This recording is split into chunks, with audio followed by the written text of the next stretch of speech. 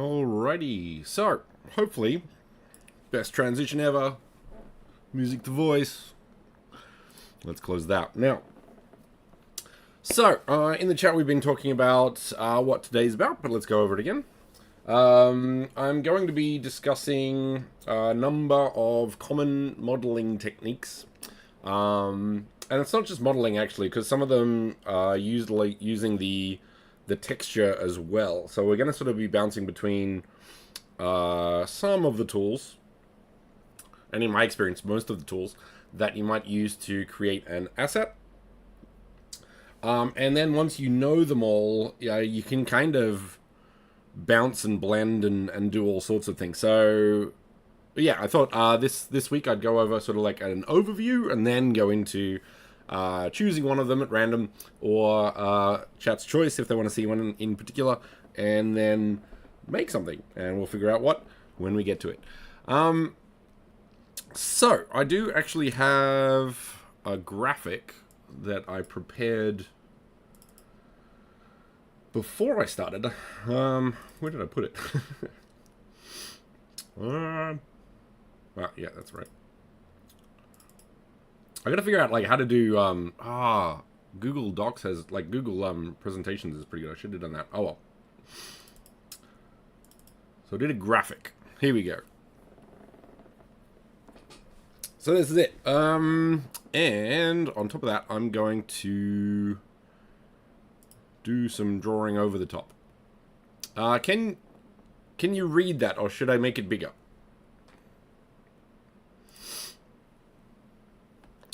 Is it working? The lag to the chat is always problematic.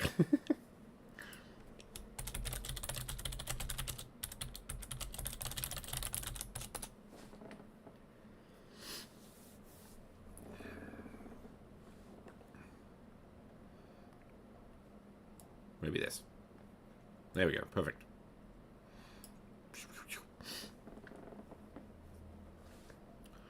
All right.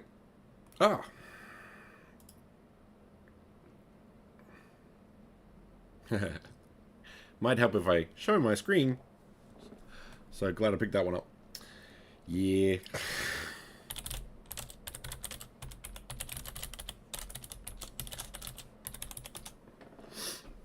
Okay. There we go. All right. As soon as I get the confirmation from the chat that this is fine, I'll start getting into it. Let's get some drawing stuff, because why not? All right, excellent. Okay, so first let's start with this one. Now, if you're a first builder, like someone who's coming to Mona or Blender or any sort of game development without any expectations or understanding, this is the one you might want to go for, which I'm technically calling whatever goes. I'm sure there's a reason, but basically what someone would do is go into Blender and then they'll just start making whatever they want without thinking about any of the things that you kind of need to think about, especially when looking at WebGL. WebGL is more limited because it's in a browser, and they haven't unfortunately taken into consideration the GPU, WebGPU, which is an upcoming format, would you call it? I don't know. We'll be able to do much cooler stuff, but we are limited to WebGL. So we have to make sure, basically, that the poly count, material count, and texture file size are as small as possible. Now, when you're using the whatever goes technique, you don't consider any of those. So let's look at some of the pros and cons. It is easier to make because you don't really have to care about anything. That said, like some of the techniques, a sneeze maybe, maybe not. So you'll basically do whatever you want, but in some cases, like when you're using higher poly counts or unlimited poly counts, you're actually going to slow down your process because even Blender and stuff starts messing up on higher poly counts.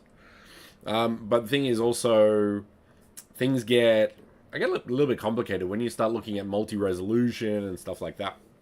So in some ways it's easier, but in some ways it gets a little bit more complicated as well. It is quicker to make because you don't really consider anything when you're making it. So you'll just add a modifier to get the poly count up. You'll sculpt it. You'll do whatever you want. And you're not slowing down to think about your model. And you kind of need to do when you're doing optimization. So overall, you don't need to learn as much. You can kind of do whatever you want. But let's go into the negatives on this one. It is pretty much always a high polygon count. Most beginner builders go for style points only. So the poly count's really high because you want like smooth curves. You'll put different materials on it because you want them to look different and all that sort of stuff. So there's a high material count. And then there's a lot of large textures because you want the resolution of that texture to be as high as possible to look as good as you can. So very large textures. So the file size would be big. So the overall summary would be it costs a lot in performance due to the high poly count, high material count, and file size. Now, the big one here is draw calls. And this comes up a lot in game development. Draw calls are basically how many times the computer needs to call information and draw it. So basically, the simplest example of draw call is simply how many unique models with unique materials are drawn. So if you had one model with one material, that's kind of one draw call. If you had one model with three materials, I think it's like 3 draw calls because it's pulling information of the material types. If you had two of the same asset with 2 of the same material, that's 2 draw calls, because Unity does some magic when it comes to sort of optimizing those sort of things, more so if you actually go down the optimization route, and it will sort of batch everything together that has the same thing. So 2 objects with the same 2 materials is 2 draw calls, not 4. And things like that. So one of the bigger things that I like to push is reducing the material count, if possible. And we'll look at some of those options and how we do that on some of these optimized approaches. But if you can't tell, I generally do not recommend this one. So there's no examples of it because basically you should not use this in a monospace because it's going to cost the space quite a lot. And as much as it might look amazing, you can only appreciate that amazingness at 2 frames a second. So it's not that amazing after all. So that's that one. Can I quickly get rid of this? Yes. So yeah. So let's put a big slash through this one. Now, any questions on that one? If not, we'll continue moving. So one of the easier ones, I think, and this sort of like increases in difficulty, I guess you could say. So an optimized, yeah, we all have, trust me. I think you have to. Like, you have to learn the tools. So like Blender, ZBrush as well, maybe. Rhino, Maya, 3D Studio Max. You have to learn the tool before you can start optimizing in it. So, to be honest, like, in a way, if you're starting to learn Blender or any of the other 3D creation tools, this approach is fine. As long as you keep it in Blender, I guess. Because you need to learn how to crawl before you can walk, run, sprint. So I think it's definitely part of the process. But in a way, yeah, I'd use this to learn the Blender UI, or the 3D asset creation tool UI, and the tools on doing things. But I wouldn't even take an asset like that into Mona. Like you could, I guess, but I probably wouldn't. Just to get into the habit of understanding that optimization is key, because you want the space to run well, right? And when you start looking at how spaces get added with content, right? So you'll have the space, then you'll have the canvases and the artifacts, and then you'll have the VRMs, which have their own poly counts and material counts. Anything else? No, those are mostly it. So you have those 4 things getting thrown into a space. Live stream as well, and because of how Unity does live streams, that's going to cost a fair bit of your frame count, regardless of how good your space is. So there's a lot of elements that are going into the space that the builder doesn't even have any choice on. So yeah, balancing all this out is kind of the goal. All right, moving on to the next one. Let's go different color because these ones are good. Blue. Optimized model and tileable materials. So I did a workshop on this method recently where we made a 2 material desk. So we had wood and we had metal. And it looks great. Like, this one is quite optimized. So the optimized model part is simply limiting the poly count. So, for example, most of this asset, but until there is a change in the actual edit, is like a 4-sided shape. Like a polygon, right? So getting those polygons down as much as possible reduces part of the cost of that asset. Optimized models with tileable materials means that you usually create the model with an optimized approach from the start, which you can definitely do. So just trying to, instead of making curves with like 50 polygons in a curve, you would go 1, 2, 3, 4, 5, and things like that. I actually have an example of that in the docs. Give me a sec. That'll be a good way to pull that up, I think. Where is it? Yeah, this one. Yeah.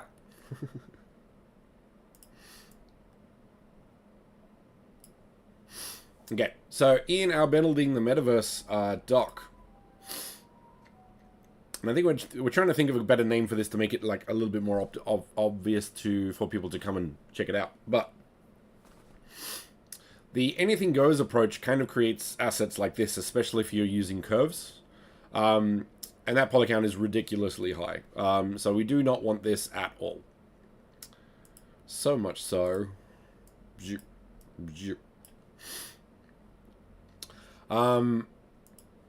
Now this one is reasonable. But because of the higher poly count, you would use this on like large hero assets, like those 2 together. You wouldn't put it on a large, less important asset because it's kind of too many. So this kind of like is a very important asset, and that might, what would you call it? Validate the poly count on that particular asset. I'd say this level here is probably your average in a Mona space, especially for larger spaces. So if it's a very large space, this would probably be the maximum. If it's a smaller space, you could probably get away with this a little bit more. So once again, depends on the balance. What does the camera see at any given time? Things like that. And then if it's a less important asset or very far away, you can sort of get away with this one.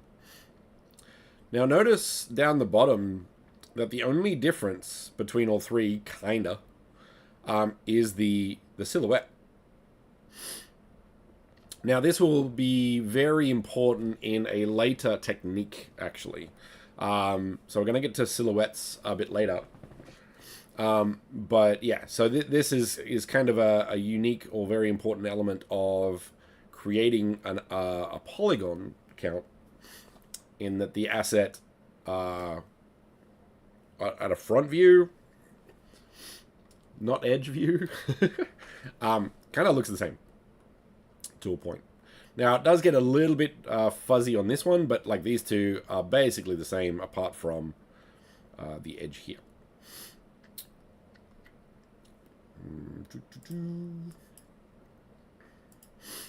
So this guide goes into all of the things we're going to be looking at today. So poly count, for example, materials, you got your draw calls, and your textures. So yeah, let's put that over there for now.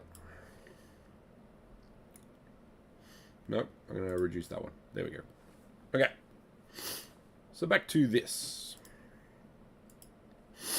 So optimized model, or modeling, basically.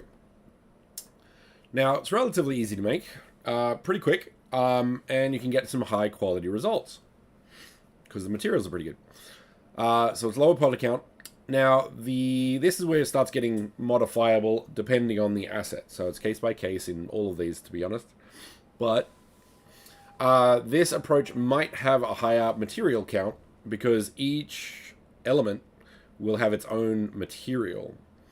So, for example, we have all the metal here, and then we have the wood.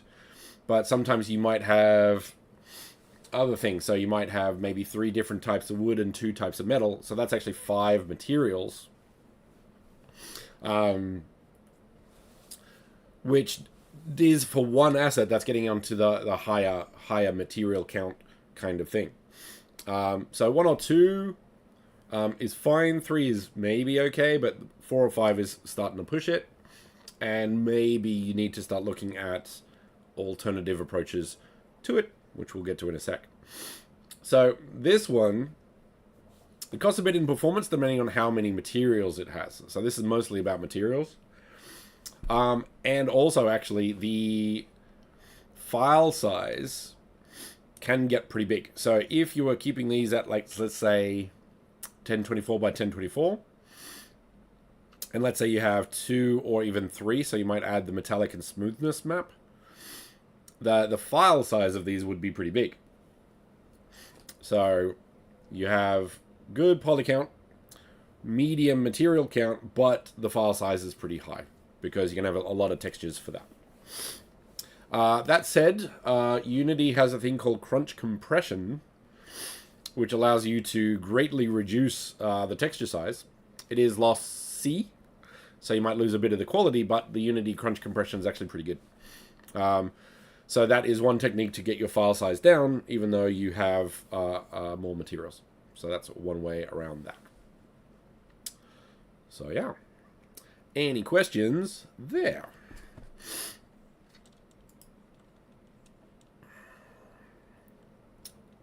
Ta-da! Let's get rid of whatever goes. Next one. This one here. Let's go blue again, because that works. So again, once again, you're looking at an optimized model. So you're modeling the model with a low poly in mind. And in this case, we're looking at I'm sure there's a name for it, but I'm going to call it simple texture materials. Now, the reason this one's good... Okay, let's look at that then. Sorry, in chat, Z Creative just asked a very good question on where is crunch compression. Let's look at that.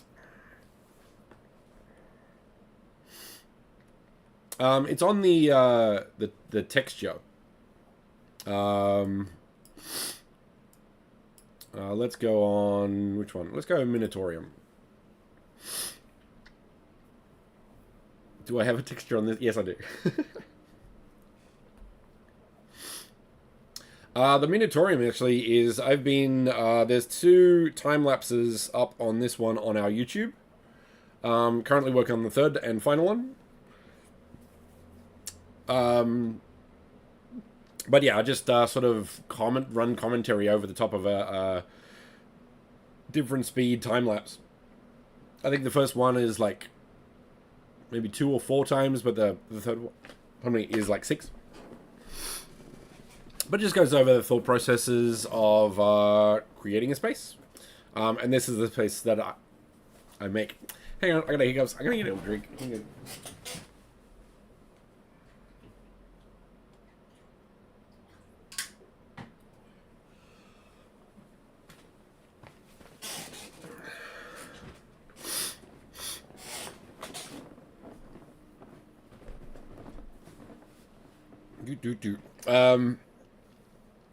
So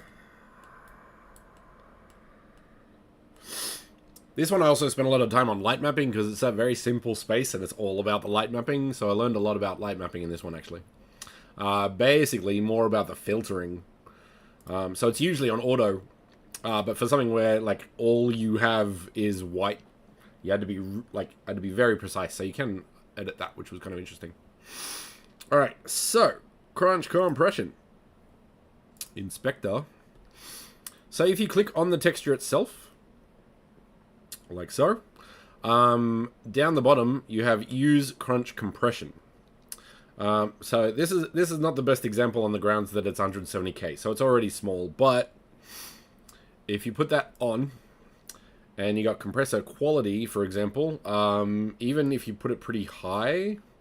So let's put it down to 90 and go apply. It's 17k. Crunch compression is really good at getting the file size down. So note though, in my experience, if you had a bunch of textures that put crunch compression on, I think using the space slows down because it sort of needs to uncompress it when you open the space, so you can use it and edit it and all that sort of stuff.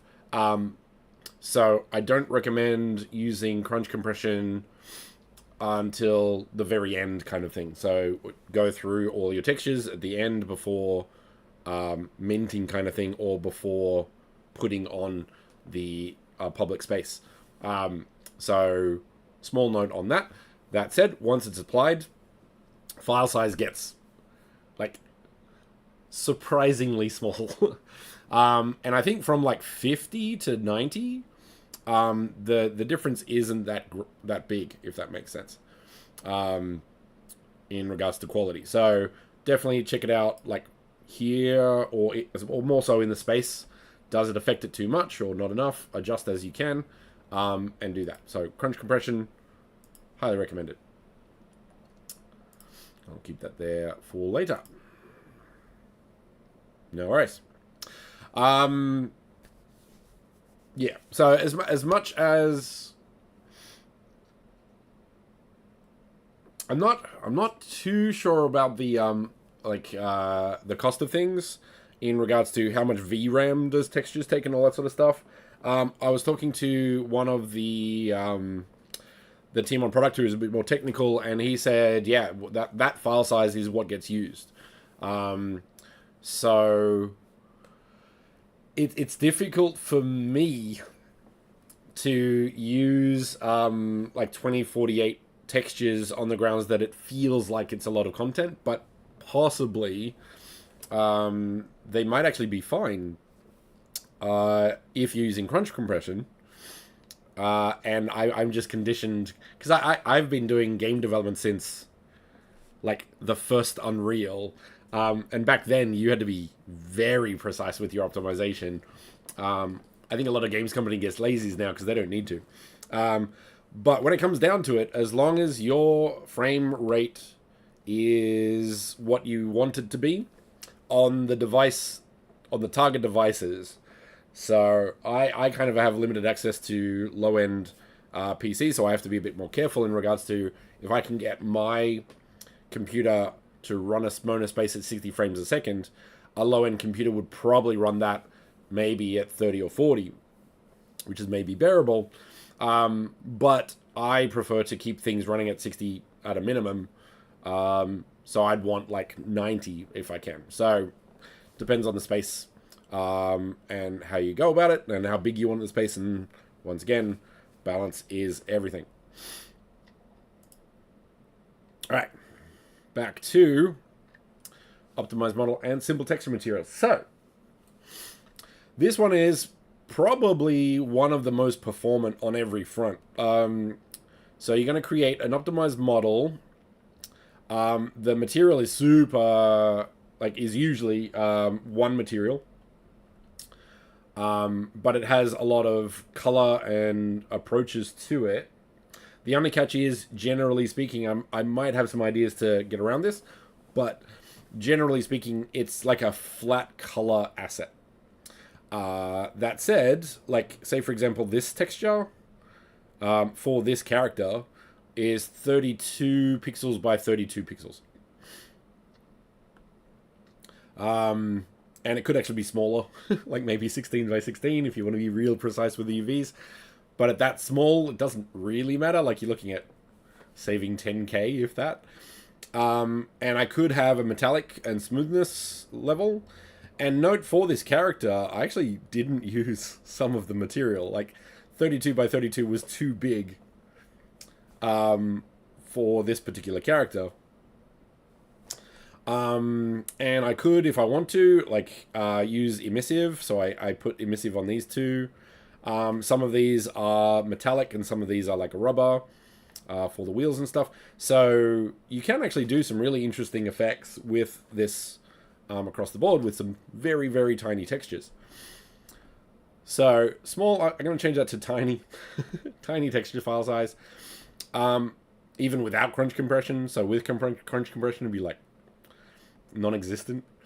And the other benefit of this type is you can create a lot of assets that use the one material, and because you have batching in Unity and all that sort of stuff, all of those would be one draw call, right? So you could potentially make a whole space that is extremely low draw calls because you only use one material for the whole thing. So it's a very powerful approach to making assets. So I highly recommend this one. If you do a really good shader, like say for example you use a toon shader or something like that, you can get pretty good results from it. So there's that. That said, one of the negatives, detailed assets are difficult. Like getting like a texture, you can't do a proper texture, so you can't get a nice wood. You can't get like crackle detail. Normal maps kind of can't be used unless you had some really complicated shader stuff going on. So you'd have to make a custom shader. I've got some ideas for that one as well, but we'll worry about that another day. So yeah, detailed texture assets are basically impossible with this technique. That said, you could use like a gradient. So instead of putting all of the polygons on like one little section here, you can actually sort of make it longer. So there are different approaches to it. And you can get some really nice results with this. Like you get a very stylized approach to making assets with like a gradient. And yeah, if you get really creative, you can do some cool stuff. But these are the main two methods. So yeah, very performant due to limited materials, draw calls, and very small file size. So this one's good. Any questions on that one?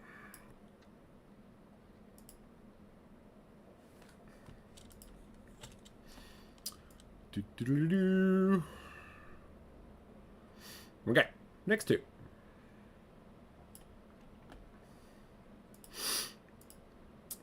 Let's go yellow. Zoop, zoop, zoop. Cool. No, you can't see it. Stick with blue. All right. Next one. Next one is kind of an extension of the same thing. So we're using UVs to sort of put parts of this model on different elements of the material. In this one, we're doing the same thing. So once again, I've created an asset workshop looking at this approach. I also made a chair with this approach, but I like this character more, so he goes on this page. So there was a workshop recently in regards to trim sheets. Trim sheets is kind of a mix between this version and this version. So you have one material that has a number of different materials, I guess you could say. So you might have your wood, you might have your metal, you might have your detail, you might have gold or different metal here. And this kind of defines how you create your asset. So it's quite performant because it has the reduced draw calls. You can have quite high quality results because you have the materials and the detail. You can save a lot of draw calls because you can have multiple assets with one material. So this door and this chest would count as one draw call because it's using one material. Although it might get a bit fuzzy with the batching because the door can be opened. So it might be 2 draw calls, for example. Not too sure about that, but yeah. Once again, I don't know how good or advanced Unity is. I'm not technical enough for that, but I know this is a good approach to it. So say, for example, the chest and the door frame would be one draw call, and the door would be another draw call because it's animated. Maybe. Do not quote me on that. But beneficial either way. So multiple assets could use the material. It also, I found when I was making my Hex gallery space, this is a very Bob Ross approach in that you can get some really interesting, unique effects when you start moving the UVs around or making shapes that create unique results. So when I was using hexes, for example, using part of a trim sheet created some really nice effects that I did not plan. So I really like this one for, yeah, the Bob Ross happy little accidents approach. It is a bit slower. One, you have to sort of spend a fair bit of time planning your trim sheet out. Yeah, that's the one. Happy little doors everywhere. I think in that case, I just like happy little floors. Like all of the floors were like really kind of weird, complicated approaches to utilizing the trim sheet in cool ways.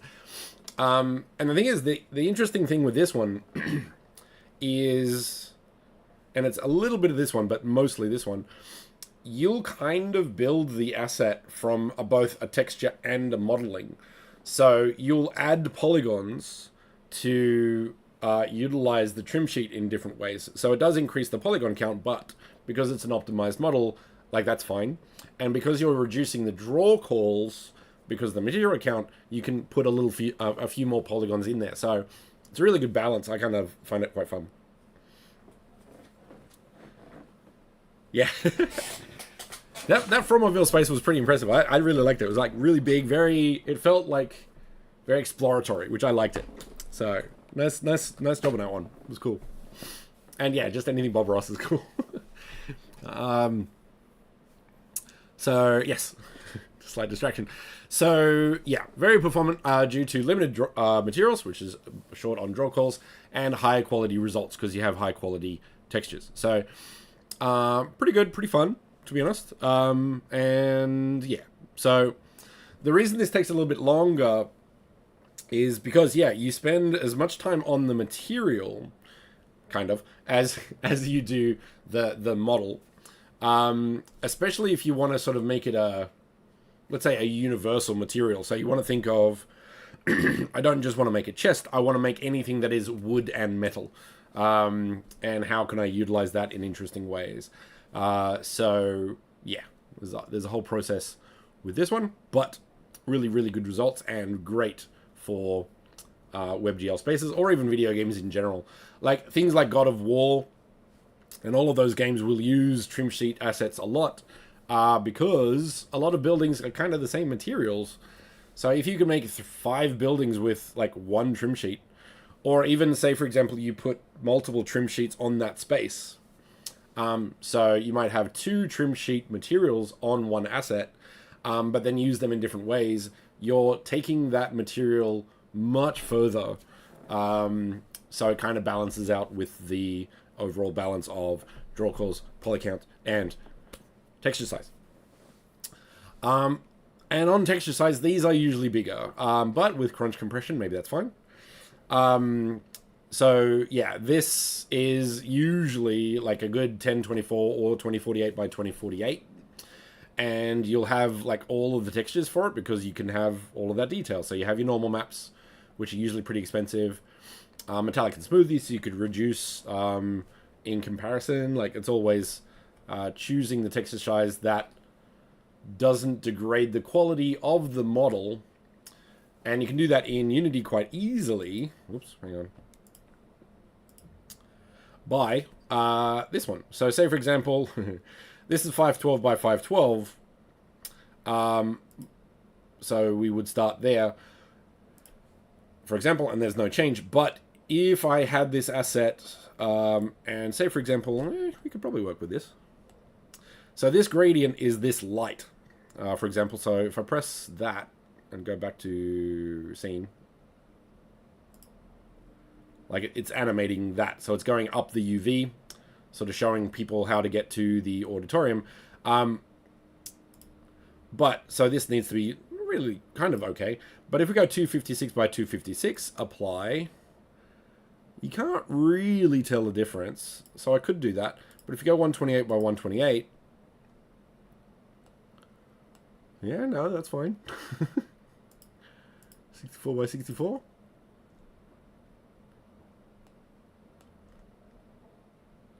Yeah, you can start seeing banding.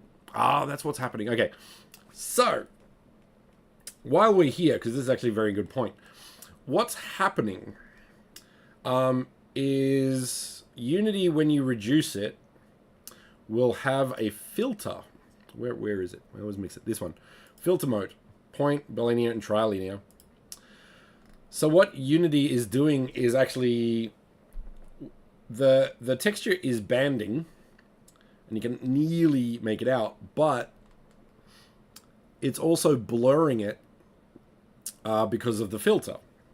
So if I get rid of the filter, so I go point, no filter, go apply, you can start seeing the banding. So that's a better example of what we're trying to look at here. So let's go back. So you got 512 by 512, and if we go 256 by 256, not so obvious, and with the filter, hardly noticeable. So I've reduced this file size, and that looks fine, especially with the filter on. But if I go down to 128 by 128, you can definitely start seeing the banding there. But if we put the filter on, maybe noticeable. Go apply. And yeah, so finding the texture size with the filter size is a really good way to navigate the size of your texture. And then you can put crunch compression on after that to get it even further. So that's a really good element of texture. Now on that, this one, if you have a 32 pixel by 32 pixel and the filter is on, those colors will start blurring between them. And that doesn't look great. Or you have to be very precise on where you put your UV on your asset. So say, for example, I get all of the white polygons and I put them kind of to the edge here. This line would blur and therefore it won't be the right color.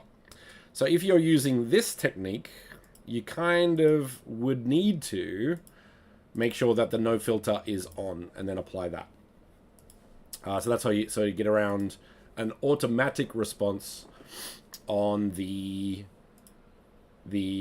simple texture gradient approach. Counter to that is like these gradients will not also use that to clean that up. So that's why you sort of have to bounce between how high is the material versus like the gradient. There's all elements, but you can play with all of the settings that we just looked at, like with Unity and the material itself, to adjust as you need to, kind of thing. So yeah, just a heads up on that one. Now with this one, the filter you don't have to worry about because you want that quality, and you'd probably need to be bigger. So crunch compression would be more important on trim sheets. Okay. Any questions so far? And then we got one more. That's it. Unless other people in the chat have more ones that they've got. I think this is all the ones I use, depending on the asset.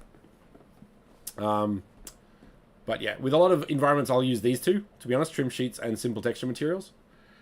But I'm interested to see if I could take this a bit further. I got some ideas. We'll see how we go.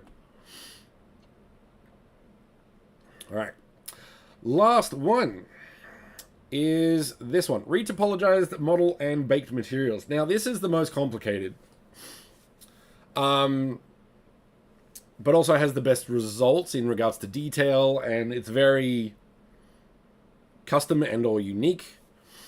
I would only use this for hero assets, like things that are really important. So if you're looking at a character in any game ever, you'll be probably looking at this approach. Maybe not ever. Since ZBrush was invented. So basically what you'll do, this is like more steps. Like, yeah, there's a lot of work in these, but the results are usually worth it. But the asset needs to be worth it, if that makes sense, on cost, but also results. So, step one, make your asset as you see fit. So you can actually go back to the whatever goes approach, if you really wanted to. So you could sculpt, you could use like sub D modeling and multi-resolution to make it really, really smooth and cool. To get the best results you possibly can with all the materials you want at the resolution you need. Whatever you want to do, you can do it. So let's say you have your character, because this is most common with characters. I did it with this couch. I did this whole approach in a workshop recently. But the most common would be characters, for example. So let's say you have a high quality character. Sculpted in Blender or ZBrush or whatever tool you want to use. Applied with all the materials you want, maybe. So I usually do the texturing in Substance Painter, because that does some cool stuff. So the approach is up to you. But make a high quality asset. And then you will retopologize that asset. Now, retopology is a very technical term for tracing. That's it. That's all you're doing. You're 3D tracing an asset with a lower polygon count. No, that's it. That's literally it. So you'll basically kind of like trace polygons over the top of the asset. So you'll have a retopologized model. So you have your high quality or high polygon model and your low polygon model. Then you will unwrap that asset into the sort of 0 and 1 space of the map. So with these ones, you kind of use a 0, 1. But say, for example, you can loop tile. That's a better one. You can tile in directions. So, for example, if I had a UV that was going over here across the whole, like, let's say color. Let's use a texture here. So it would be possible, let's say, you can't see it. So let's say, let's say these are not here. Let's say we're just using the UV on the wooden one here. So you could have a UV polygon this big on a trim sheet, and that will tile so it looks like it goes right across. So once again, you get that texture quality really up because this polygon is really high, and you get tileable textures in that. You can't use that in this approach because everything is kind of, well, you could if you wanted to, I guess. So there are some, depends on how you design the texture. Once again, once you know the trim sheet approach, you can start applying it to the simple texture material and mix it all up if you want to. So there's that. Tileable textures with trim sheets is very, very useful, but with a retopologized model, everything has to be in the 0, 1. Because if you put a material over here, it's going to not work at all. I played with one in a workshop. There was one I played with the other day. Oh, what was it called? Smart You Unwrap, I think. But there was one I did. It wasn't a bad start point, actually. I didn't mind it. But it is very auto. In that a lot of the squares, it's getting up there with the ZBrush remesh tools, which are pretty good. So yes, I did play with one of them. I don't know if there's a new one, but it was free and pretty good, to be honest. That said, it wasn't as optimized as sort of manually doing it. They'll probably get there with AI and all the rest of it soon, if not already, to be honest. But yeah, like manual retopology does like save you some polygons. I'll say that much, depending on the asset you're creating as well. So that's a big point. Quad remesher. Quad remesher in. Explain more information. I think Blender has that one, right? So quad remesher will kind of clean it up to a point. So yeah, there are... That one, yes, I think that's the one. I think that's the one. So I did that in a workshop the other day and found it pretty good, to be honest. That said, I'm a bit weird in the fact I actually kind of enjoy manually retopologizing things, actually. It's that Zen thing. It's like... carving, like it's a sand garden kind of thing for me. Just trying to find interesting or unique ways to manually retopologize. So it's kind of like Zen puzzle solving. So I kind of like it. But yes, there are a bunch of resources that try to create a auto or easier approach to that. For everybody else and most people who hate retopology. So you can definitely look into those for sure. Blender probably has a bunch of paid add-ons. Instant Mesh was a free one. It was pretty good, actually. And that one used a similar algorithm to Modo, I think, which had a really good remeshing tool. So yeah, pick your poison with that one kind of thing. But yeah, not bad. And once again, that would be... Using Instant Mesh would be better than not using it at all, for example. So even though it's not as good as manual remeshing or retopology yet, and it'll probably get there, to be honest, it would 100% be better than like just putting in a high quality, high polygon mesh in a space. So definitely use that. So yeah. Big rant on retopologized models.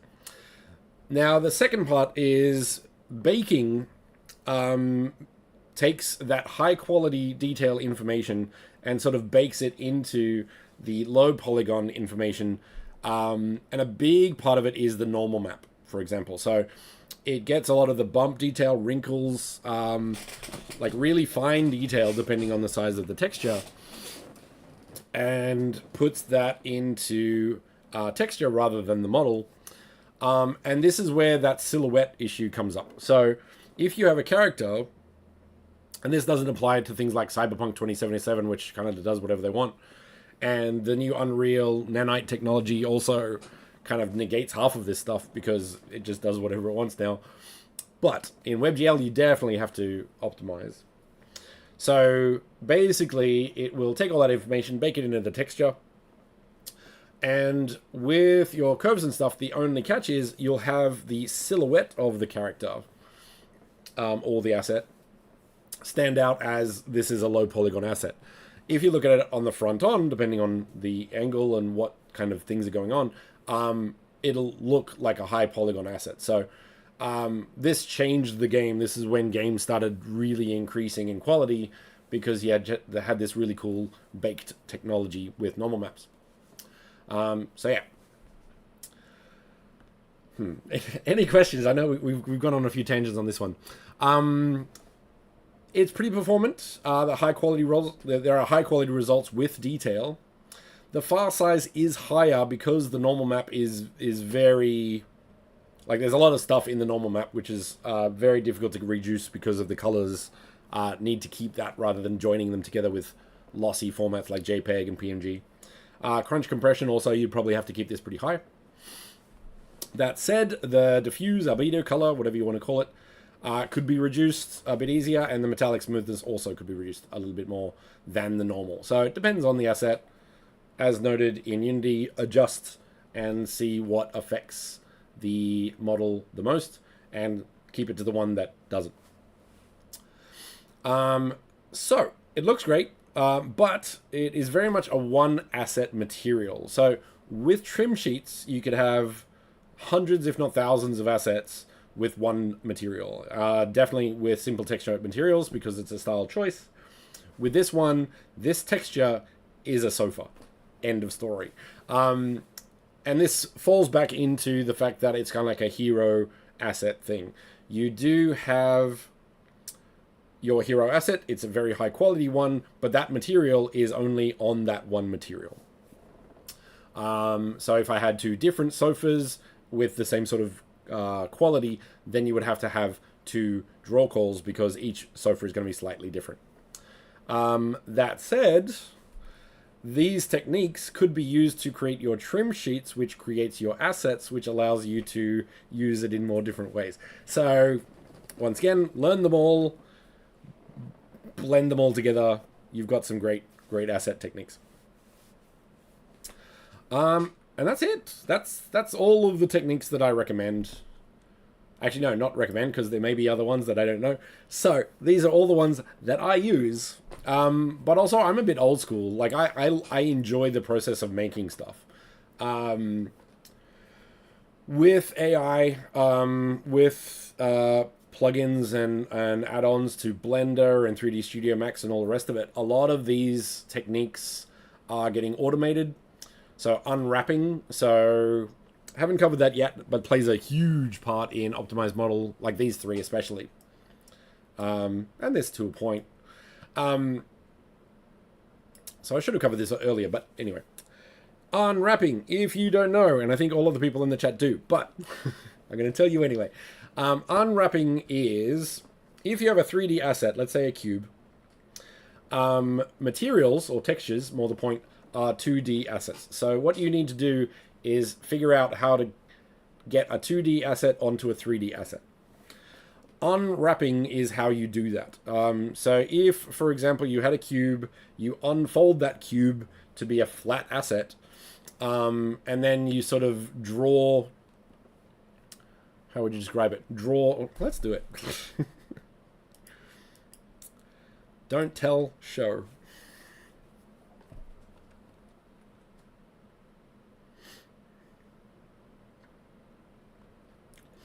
Okay, default cube, favorite thing in the universe. So we have a 3D object. Now, if we want grid to be on this asset, we can't really just say do grid. We would have to go to the unwrapping element, and our box is the texture. And then you can adjust this 2D version of the box, which has been unwrapped, to where you want it. So say, for example, you wanted this to be a grid. You could kind of do that. And because textures are tiled, if you get that perfect, that would be done. So this would work with sort of like, where is it? These two techniques. Because you have tileable textures. Maybe not this one. This one, definitely. But when it comes to normal map, you would want these on the main 0 to 1 thing. So, say for example, you'd put that on there and all the rest of it. So UVs are basically, and that's why they call it unwrapping, you're unwrapping the 3D object onto a 2D space, so it knows where to put the stuff. So that's that one. Each of these is slightly different techniques. So say, for example, with this one, Actually, let's see. Hang on. I'll open up. Where is he? This one, I think. Oh. This one? Ah! I must have moved it. Hang on. Do.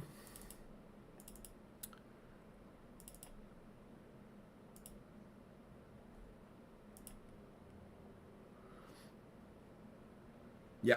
So this guy. So if I select, why can't I select him? Because it's in edit mode. There we go. So if I look at this character in UV, all of these polygons are like stuck and just crammed into these textures. So like, and note, this texture is 32 by 32. So those assets there are maybe 2 pixels in size. And you just cram them in. Now, because it's one color, you don't even really have to worry about if it's like flat properly. You just can crunch it all in there. And if I wanted to, I could do some highlights if I do that. Like I've got this sort of 2 highlights or a darker shade of something. Things like that. These got 3 blacks. So what I'm planning on doing is this one's metal, this one's rubber, or matte, sorry, and this one's like rubber. So you can have different metallic and smoothness if you make a metallic smoothness map. So you can do really cool things. These 2 blocks here are emissive. 3 actually, I'm going to put those 3. So basically you're cramming everything into areas of the texture, and it doesn't really matter how clean it is. It like really starts cramming that in.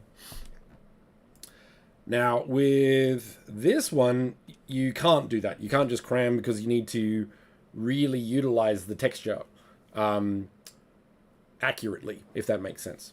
So this one's a bit faster than this one for that reason. So there's that. Okay. I think that's it for a summary.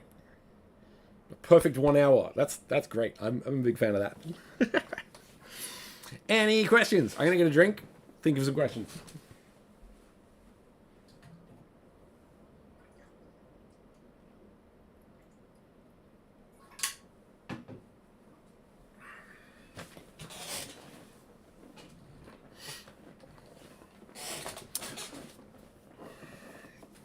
All right. So, well, thank you for coming for my TED Talk. So the next hour, let's play with one of these. Unless, I'll put it up to chat. Does chat want to make one of these assets? Are there any questions? Let's call it open time for a second. Excellent, Z Creative. Thanks. Yeah, I think it's important, and I'm thinking of going a little bit more towards general overviews of things and techniques. I think who was it? Someone put a really good link in the Discord about level design, which I'm interested in. I'm gonna check that out. I think it's resources. Let's check that out. Let's go for a.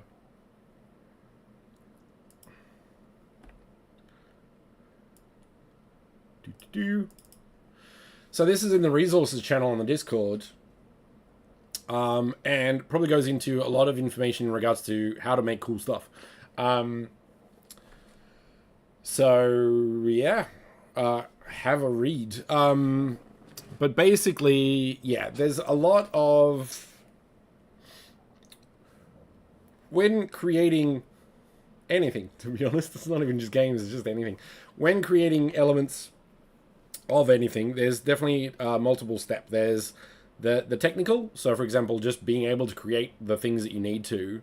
But then there's like the bigger pictures, like how to make a level flow, and how do you drive users in your space to go kind of where you want them to, using visual guides, for example. So I'm assuming that a lot of this will go into that, where you'll use contrast, you'll use color, you'll use complexity and simplicity in a contrasting manner to sort of say, this is where you go next, or this is somewhere interesting, go check this out. So there's this overarching structure of any skill that you're learning that comes with time, but also like tutorials like this. But I do find that a lot of these tutorials don't really exist.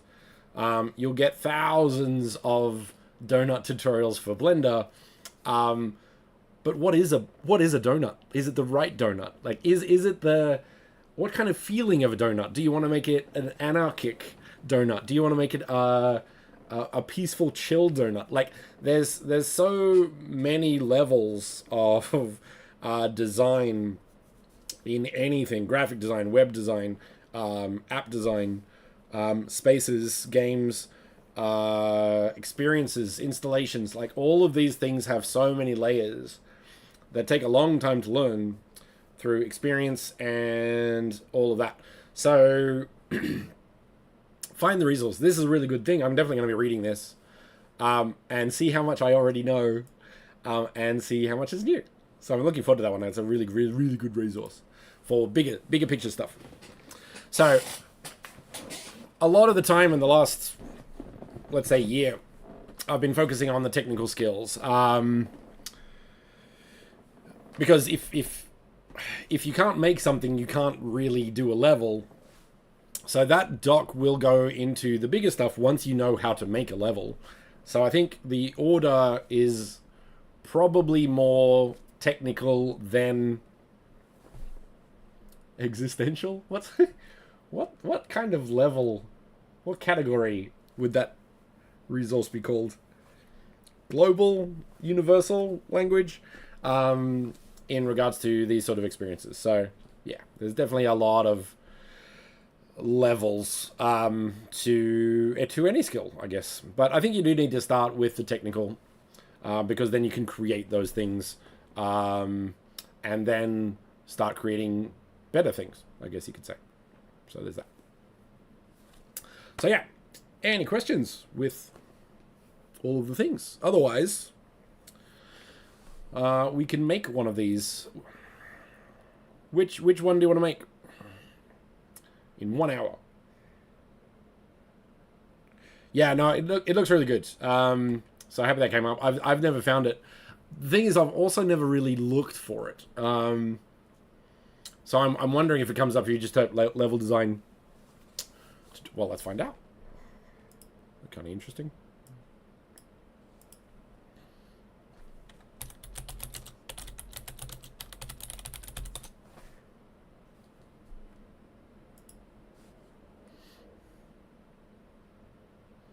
Yeah.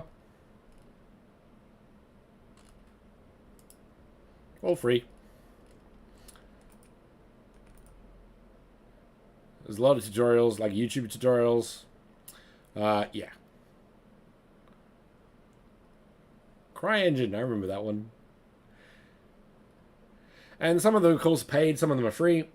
So, yeah, lots of resources, depending on what you want to do. Now, level design and I think a lot of level design and, let's say, Mona space design overlap a lot. Especially if you're making a game space. Like, you could 100% do that in, especially with visual scripting, you could do some crazy, really cool stuff. But, yeah, so with level design in a game, you're probably looking at, like, kind of a start and finish sort of thing. Like, if it's an open world space, you need people to go certain places. If it's an average level design, you'll have a start and an end. With Mona spaces, I don't think you really have that, like a social space. So the purpose of the space is a bit different. But a lot of the techniques in level design would allow you to create a good social space. So I think one thing that we, including me, need to do is like, how do you create, and I've never really seen this as a tutorial, it's like, how do you create a good social space? So you don't want to create kind of like a space that people come into and just stand there and chat. Like you can. but it's a bit dull, to be honest. So, like, how do you create a gallery? How do you create a space that allows users to maybe explore? I think the Fromoville space is a good example of that. Is like you can walk around, have a chat, and just find weird stuff in the space. So yeah, I think creating like level design for social spaces is slightly different. And now that we have spatial audio, you could sort of utilize that in interesting ways where you can say, okay, we're going to put some people over here, you can have a chat, put some people over here, have a different chat. And yeah, go on that exploration together, because you kind of have to. It's like, okay, let's go on a walk and just walk around the Fromoville space because it's really big, and check out all the cool stuff. So yeah, I think it's a really interesting approach to thinking about an experience, and what your experience is changes your approach to creating the best version of it, if that makes sense. I think Z Creative's Possible Inconceivable Gallery is a really good example where, like, you've got kind of interesting approaches to the environment that make you want to explore, like walk up stairs that feel like I should be walking on a different angle, getting behind the mountains and stuff like that. There's a few hidden things there. So I think that's a really good space in regards to sort of exploration, and it's a bit smaller, so you can kind of work together and check out all the cool stuff. I think spaces that have either Easter eggs, like hidden things, or like find all the somethings, is a really good approach to sort of create. But with that, you have to keep in mind that you have to tell people about it. So when you load the space, have a billboard that says, find all the Easter eggs, or do that sort of thing. You have to, if you're doing cool stuff, guide the people to do it. Don't tell them how to, guide them how to. Because I think any space is about the exploration part. You don't want to tell them anything, because then it sort of takes half the fun out of it. You can utilize guidance as a mechanic, if you can, if you will, to create spaces that promote exploration or finding stuff or discovery, I think. So yeah, there's a lot of things that maybe haven't been explored in the metaverse. Other things that have been around for a while might have dabbled in this a fair bit, like Second Life, for example, VR chat. What are some other really, like Spatial's been kind of around for a long time, but they've done a lot of different things. So some of the older ecosystems, going to check out them, doing the research, finding the reference, what are the best spaces in those platforms, and then bringing them to the overall metaverse, if you see that as different to them or not. I kind of see Second Life as a metaverse space. I personally think metaverse is more about the social, the creative approach to spaces. It's less to me about the blockchain and all that sort of stuff. Everyone's interpretations of it is different. I also think at the moment we're still in like a bunch of metaverses rather than the metaverse. The metaverse means we have to standardize everything. So it's kind of like we have to make a HTML version of like 3D. WebGL is kind of the point, but say for example, you have VRMs, you have FBX, you have OBJ, you have all of these different formats that kind of get chunked together, but we do need like a more strict thing. So maybe, hopefully, WebGPU might do that, because that'd be pretty cool. But we're not there yet. We'll probably get there, maybe. Especially if AR and VR and all of that sort of kicks in. Like having a universal approach, and what do you call it? NVIDIA's doing this with Omniverse and USD, but I've heard sort of cons to that file format. It is a bit bigger and stuff like that. So it's bigger because it has all of the things. So there's definitely different approaches. The metaverse is now sure. And the thing is, I believe you, to be honest. I think there's very much different versions of the metaverse. what it means, what it represents. Some people would say Fortnite is metaverse, some people wouldn't. Yes. Kind of all of it, really. To me, once again, to me, and this is very personal, like I come from game development, so I have a very specific approach to kind of anything. And the thing is, anything goes. Like it's the name isn't important, it's the experience. So what you name it doesn't matter. If it's Second Life, if it's Core, because that was pretty cool. They do some really good stuff as well. Like whatever it is, if you get,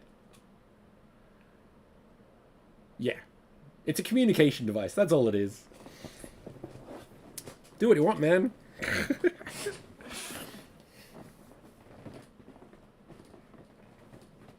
Yeah. Actually, let's have a look at that space then, shall we? A bit off the rails, but, you know, whatever.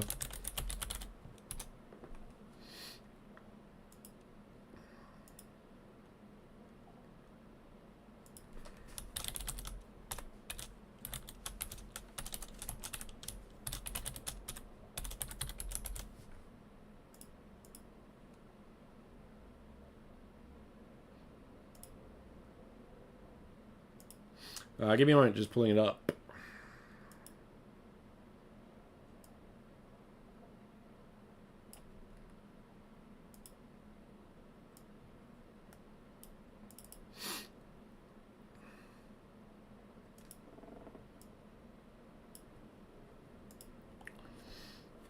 Alrighty. So this was a really interesting space. I haven't actually made one like this before, where it's just like, it's just light mapping. Like it's white and light mapping. That's it. So I had to explore light mapping a little bit deeper because you can't really see it, which is great. But it took me a while. It's a little bit more clear over there. Like you can see the fuzziness, I guess, of the light mapping. But on auto, it was like really obvious. Like it was very blotchy and stuff like that. So playing with the filters and finding the best version of that. Turning everything up to the 9s because like you just needed to. So I got that. So quickly, just a quick overview of the space. We have sort of like the gallery there.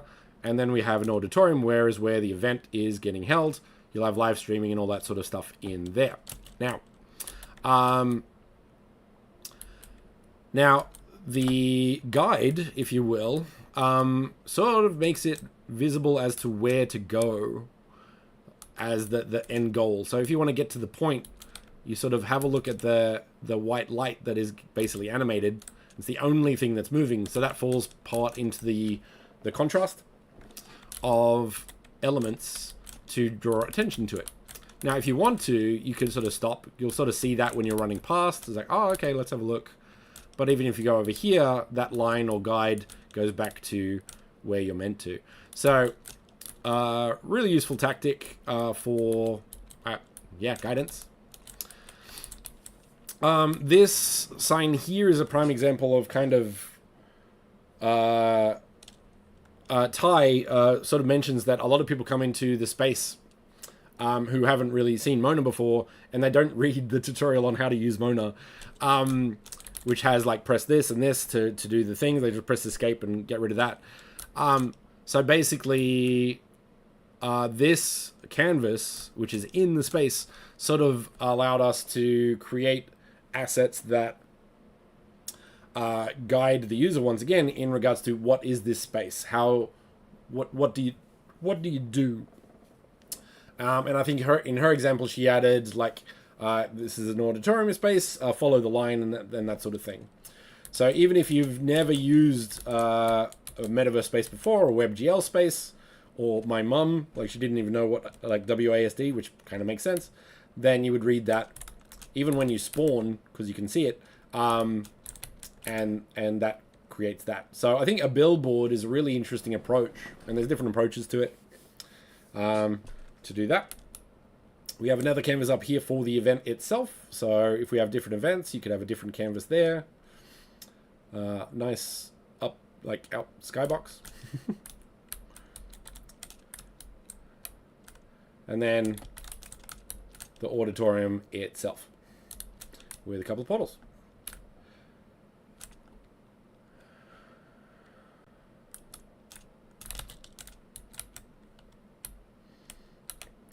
So yeah, we had an event in this last night, I think.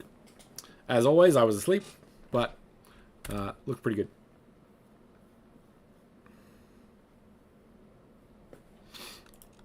So there's a lot of techniques to sort of help new users, but also make the space more interesting. Like even that guide, like even if it wasn't a guide, which it definitely is, but it would be quite interesting. So say for example, if I had that the UV sort of going in here and then this way as well, and you could do that with the this approach, basically. So you're using a trim sheet with a gradient and then adjusting the UV map so it's one line. So basically all of the gradient moves in one direction to create, and then just animate it with the material. So if we go to, where is it? Actually, I can click it here. So there we go. So this is a separate object because it has its own material. And it has an animation.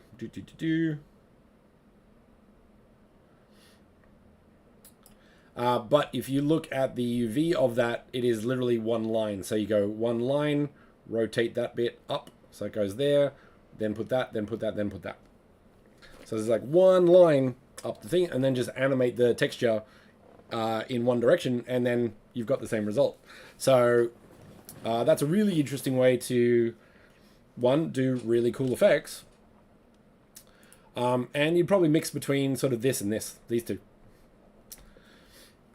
And that's the thing, for a lot of environment assets, basically, I will create these two approaches. I could use this, but because of the draw calls, I'll probably lean towards this if I can. But say, for example, if a polygon is too big for the thing, it gets a bit... and tiling and all that sort of stuff, so...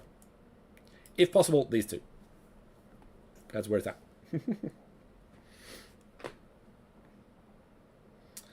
Alrighty. The thing is, now I can't make an asset. Like, half an hour is a very short time to make an asset.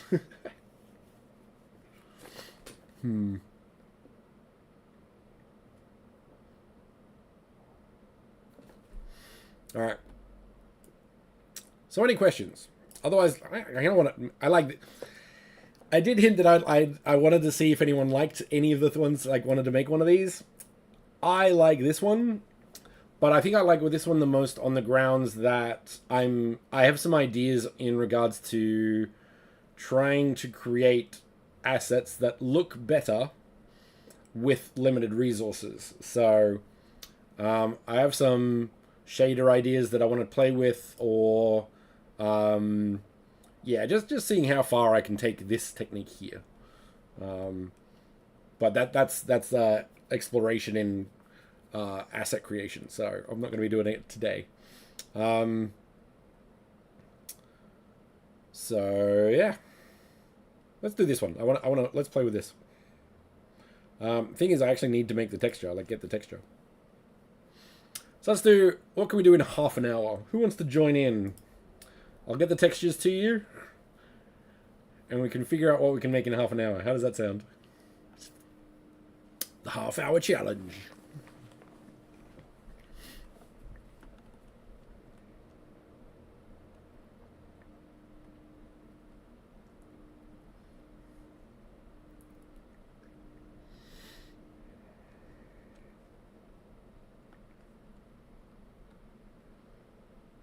Oh, I missed that comment with Zaps.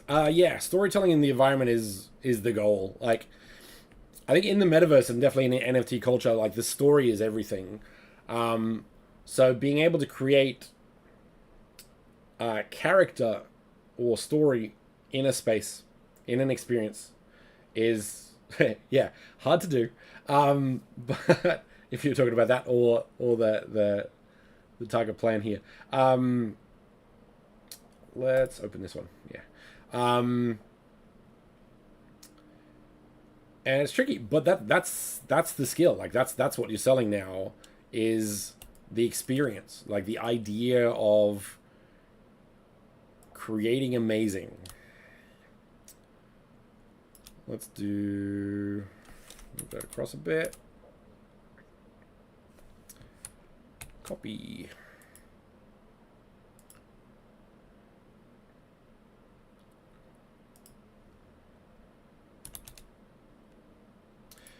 Now, as noted, all textures need to be by powers of 2. So it can be 2 by 2, 4 by 4, up to, let's say, 2048 by 2048 is a max.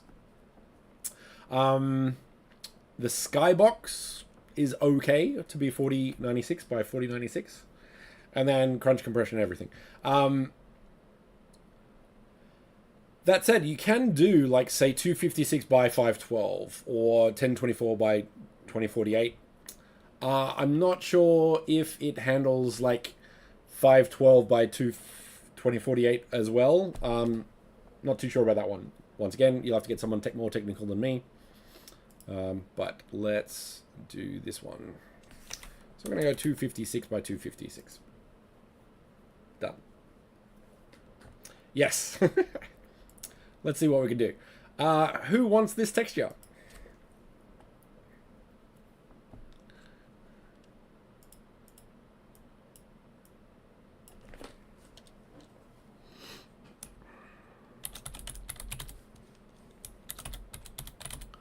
Let's see, we're going to do it in half an hour. Who's in?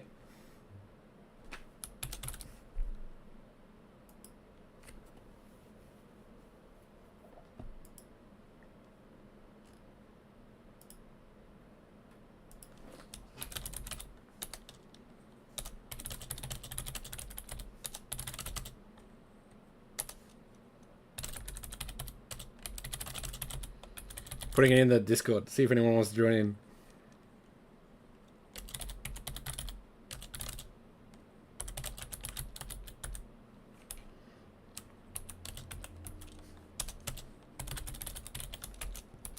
Okay, hang on. I'll put the texture up in the general. Well, hopefully I can do that.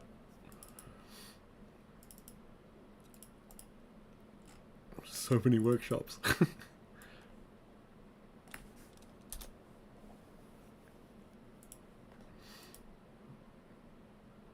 Close that. Close that. New. Don't save. I'm going to get rid of these two because I've never used them. I'm going to make a material. I'm actually going to keep it on this one because that's just how I roll. Gradient. Excellent. Fun times. Okay. So material is gradient. That is applied to the box. I'm going to go to shading because we need to drop in our texture.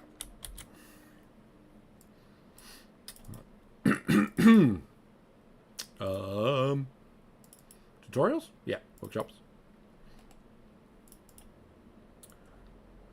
Drag and drop. Done.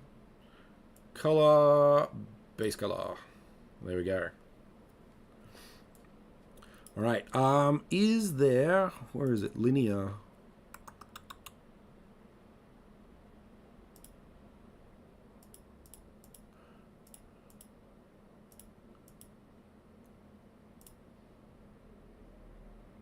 I think it's this one.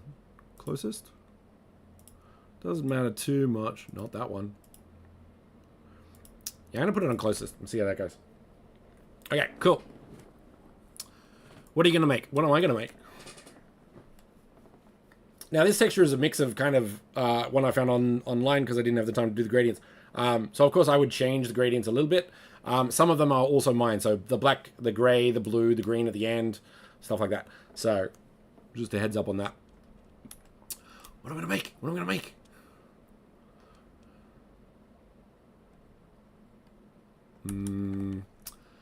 I'm gonna get rid of most of it. Go to edit, yeah. And use this.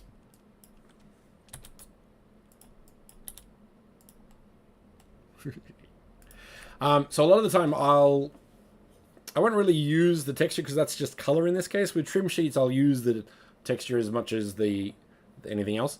But in this case, I'll usually just make something. So I'm going to go back to this version and then make something cool. And then let's make... Do we have brown? We do. I'm going to make a tree. Done.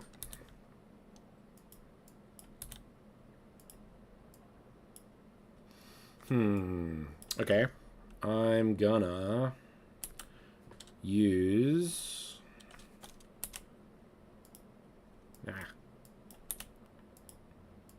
Just remember, you got half an hour. Which is not much time. Let's go to screw. There we go.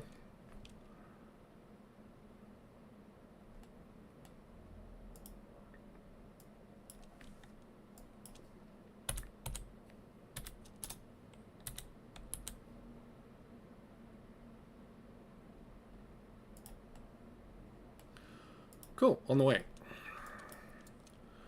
So I'm going to do that, grab that, duplicate that.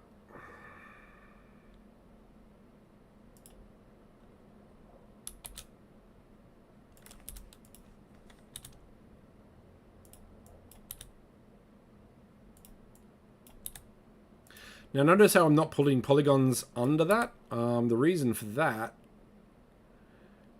is because you'll never see it. So we don't need it. Oops. Shift D for the trunk. Now with this technique, you can just go E to sort of grab maybe that, maybe a bit higher.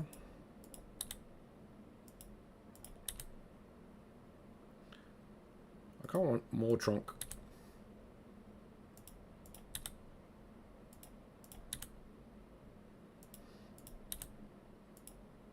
Yep, cool. Now notice the poly count here. That's actually pretty good. I don't mind that at all. I might reduce it on this just to make that kind of more interesting. How can I...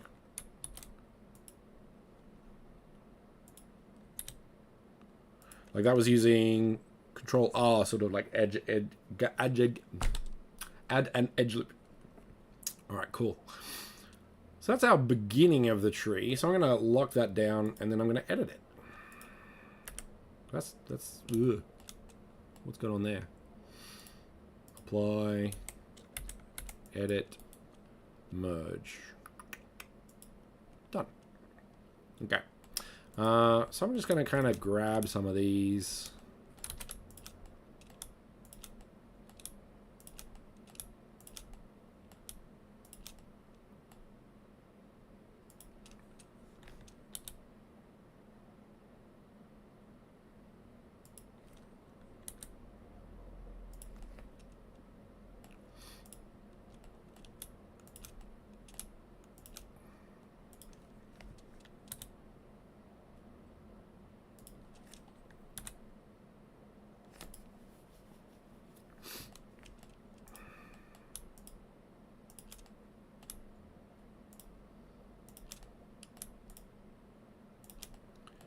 Actually, I might do more than one because that'll be faster. Because limited time.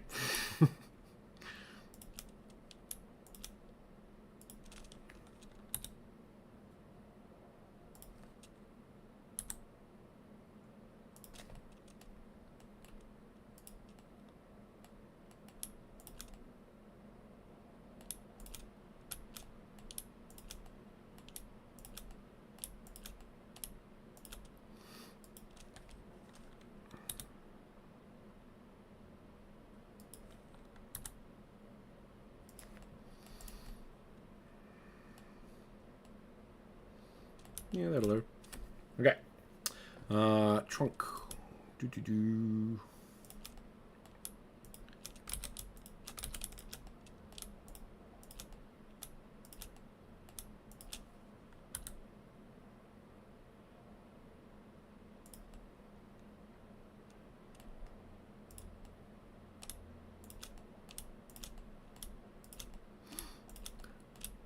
Now, I'm not talking as much because I'm very focused, because I want to do this in half an hour. If you have any questions, feel free to ask, of course. I want to win.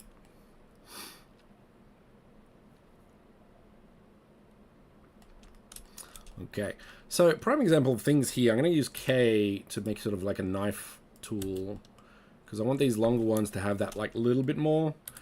So it's definitely a case of sort of choosing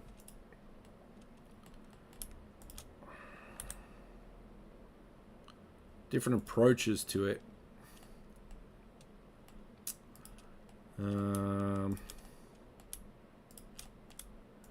Do I want that to be a bit? Yeah, why not? Get a bit of variation going.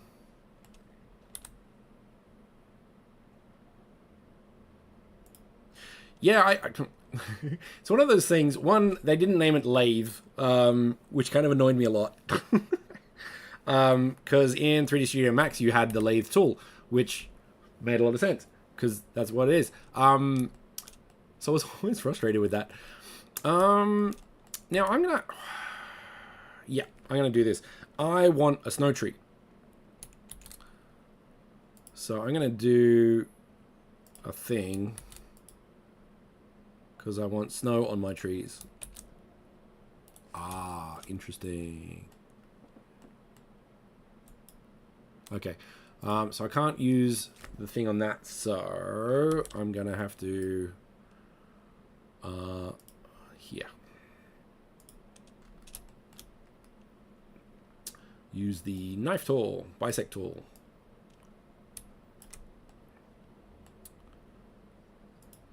Ah, and there's a slide. Where was the slide? That's a thing I can do.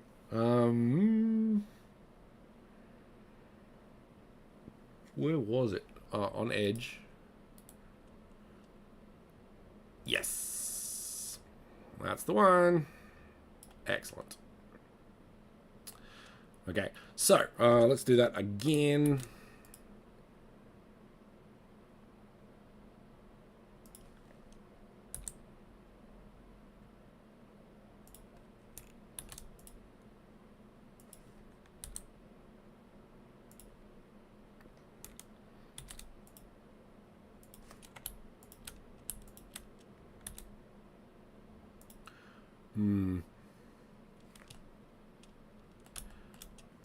Yeah, let's... do we... do this... Does the snow on top of trees be softer?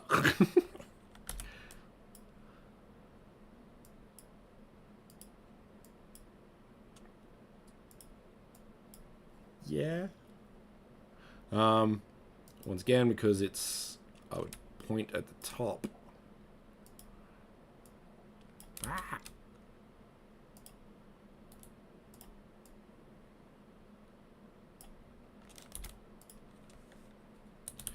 GZ. Yeah, no, that's definitely it. Okay, cool. So we have our model.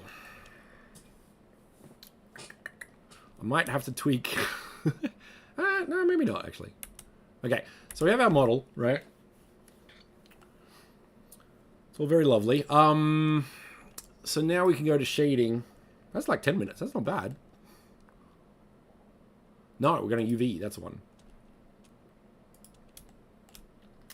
Hey, Gonzap.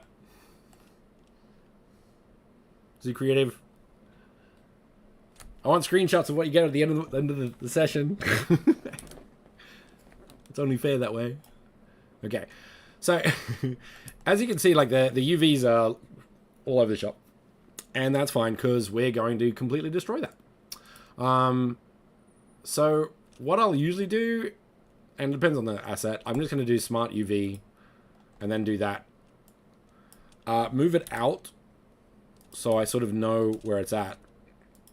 So, just a bit organized. I don't need to do that, but that's how I'm going to sort of set it up so I can sort of cleanly understand what's going on. And let's go Control Plus, because that is snow, but also that, and also that. Let's do that again. Yep, cool. And what we're going to do here, I'm going to use UV project from view. And then we're going to reduce that to the size we need up here. Now, because we're using gradients, it's all about scaling it that way. Doesn't really matter as long as, like, it's all about what the result is. So let's do this. So let's go there, make it a bit bigger. To there. Make sure you don't go up, because otherwise the tip will be black because of the bottom there. So that's where it comes in regards to tileable textures and stuff like that. Cool. Yeah. It's really cool. You could do some really good stuff, and it's really easy as well. Like, yeah, I'd find it really good. I want to have access to more round things on the grounds that it's actually really quite useful to just create that edge. Poly do the lathe, and because you can change where the positioning is and stuff, it's really quite powerful. Fun stuff.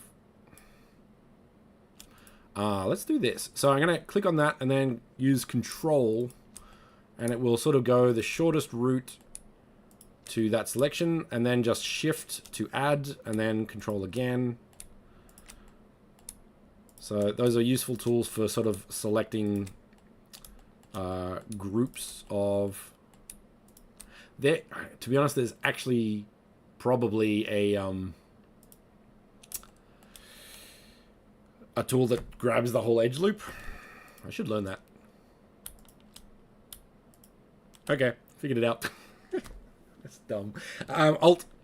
I knew that. What am I talking about? And then Alt and Shift will usually... Yeah, so that's that. So once again, going side view and then just going UV project from view. You'll get your 3 scenes there. And let's go maybe there. SX goes across. Now this is a pine tree, so we actually want that to be a bit darker. And probably that's... Well, let's actually just move all of these kind of a bit down. I think that'll be a good way to sort of get that greens that we want. Like so. Yep, cool. Control L. So if you select one polygon on an asset, Control L, it'll select all of the ones on that. I do find that this will select all of the ones on the seam group as well. So if you start doing stuff with seams, that's a thing. But yeah.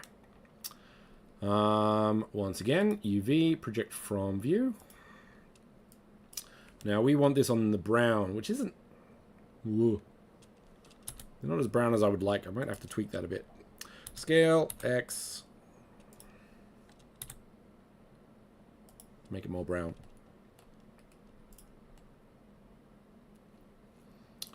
Done. Now what I could do, and let's do it anyway. Let's just like kind of see how it looks. Kind of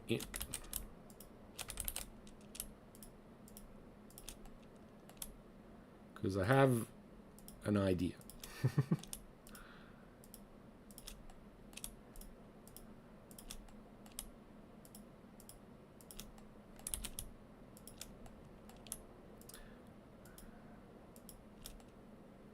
Excellent. So I'm going to do this. I'm going to move this up a bit.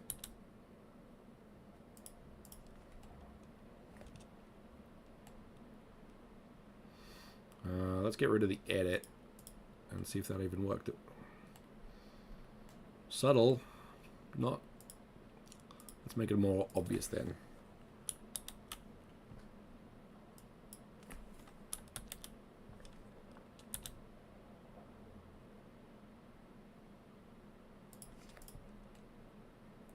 That's cool. Don't mind that. And then I'm just going to sort of like muddy up some of these, because why not?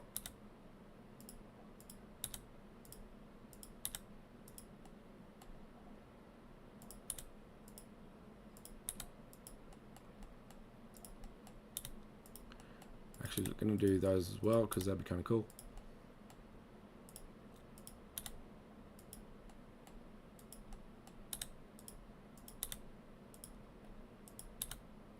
I've gone home. 15 minutes. Not bad. If I do say so myself.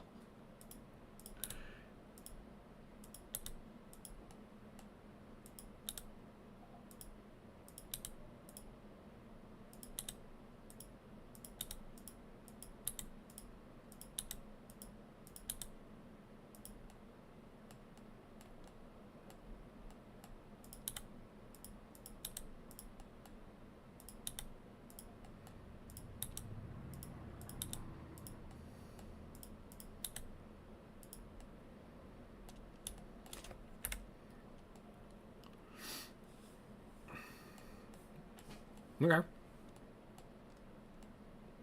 Nice. Subtle, but nice. I'll move that one over there.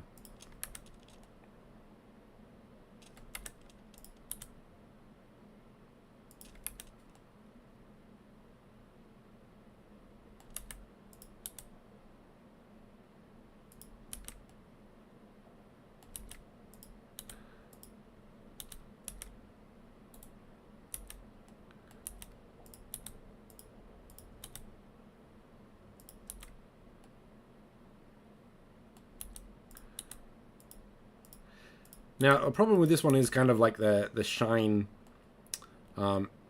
makes it a bit weird, which is fine because we can edit that afterwards. But yeah. I mean, that's a tree. 15 minutes.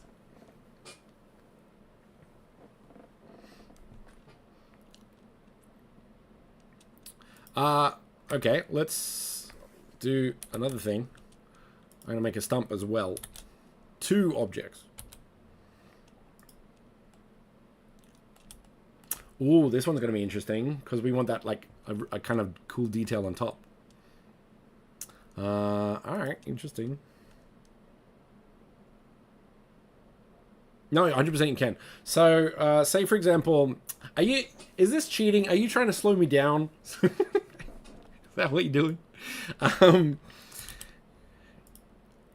So, what you would do is a similar approach. So I have an idea where basically I have the gradient, very similar to this material, but you would have 4 of them, for example, of the same thing, and then each quadrant of that texture uses different techniques. So say for example, let's look at this. So I'm going to make what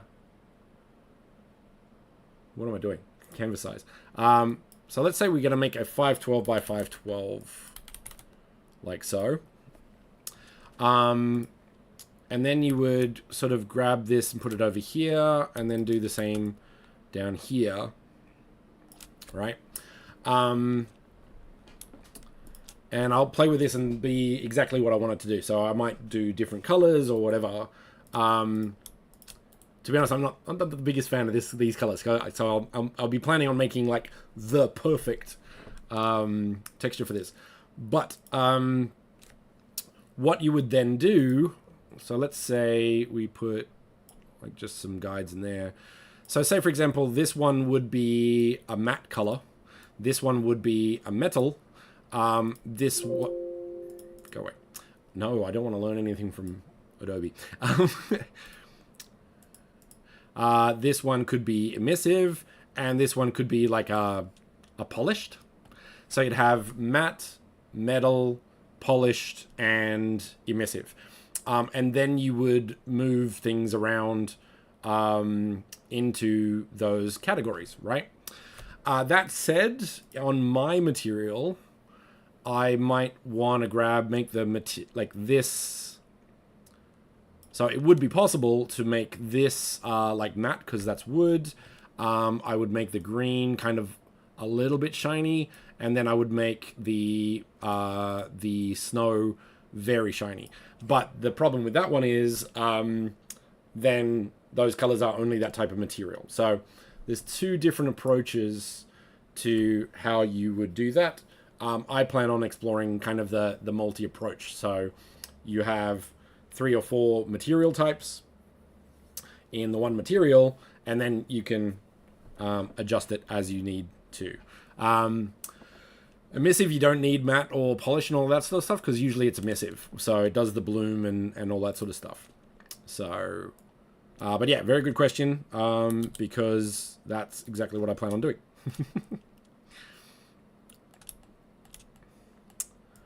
So I might make that a bit bigger, because that'd be nice. Go to N. We want to extrude, right mouse click, scale. Like so. Extrude, go down with Z. How can I do this one? I'm gonna extrude, right mouse click, scale.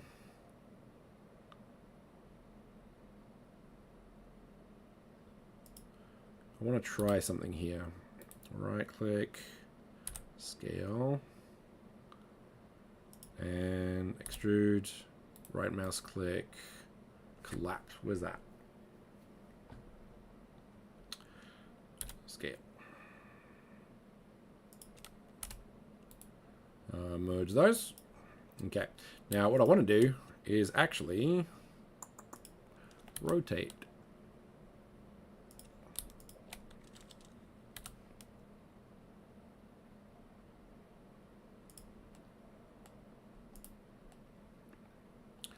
Kind of interesting, but not really what I want. So I'm going to get rid of those. Actually, no, I'm not. I'm going to...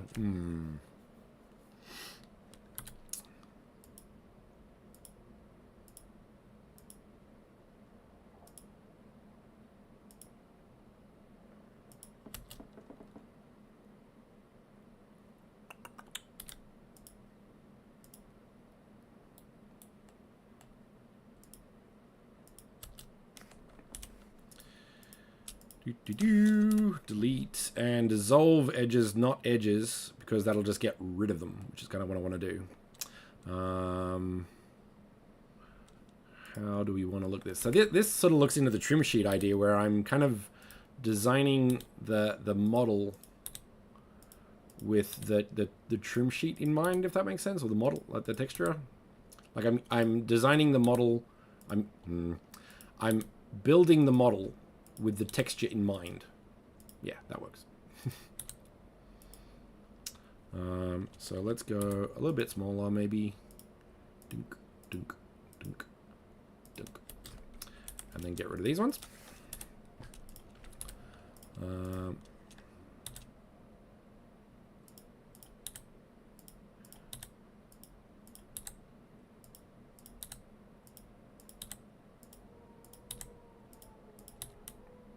And once again, we're going to use sort of colors to make this cool. Did that answer your question, Z Creative?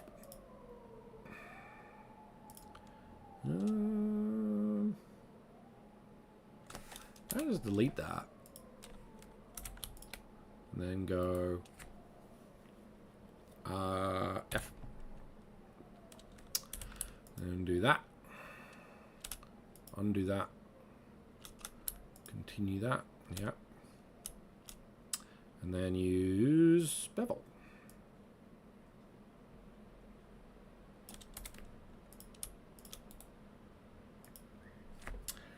No worries. Yeah, there's so much creative potential, I think, with these sort of things. And there's I don't know the link. I think it's in the doc somewhere though. But basically, someone made like a whole sci-fi environment, like really high quality, with like one texture. I don't know how they did it. I think they used like custom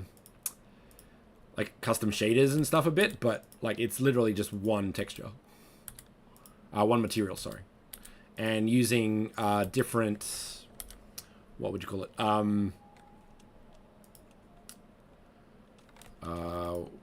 what would you call it?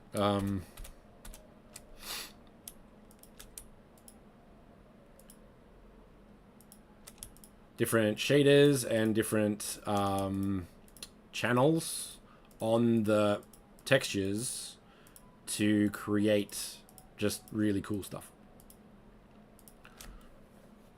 Now, let's go back. Let's just make this a little easy to work with. So, light map pack. Go. No. Project from view, that's the one. Okay. So, we want that one to be kind of small. I don't know if we want any gradient. So, on that one, we could actually just snap all of the vertices to be really small. And then you get rid of the gradient completely. So you can definitely do that in regards to these sort of spaces as well. So I'm going to do that, and let's make that darker.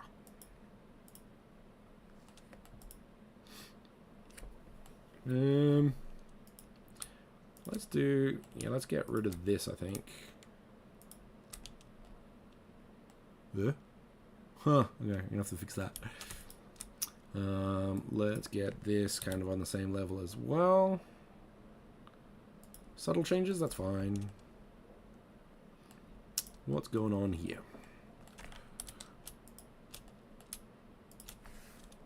Remove. That one's faces. So, edge. F to close that off. And K for knife.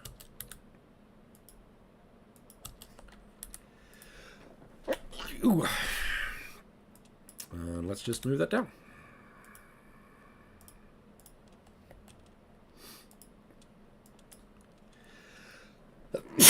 Yeah.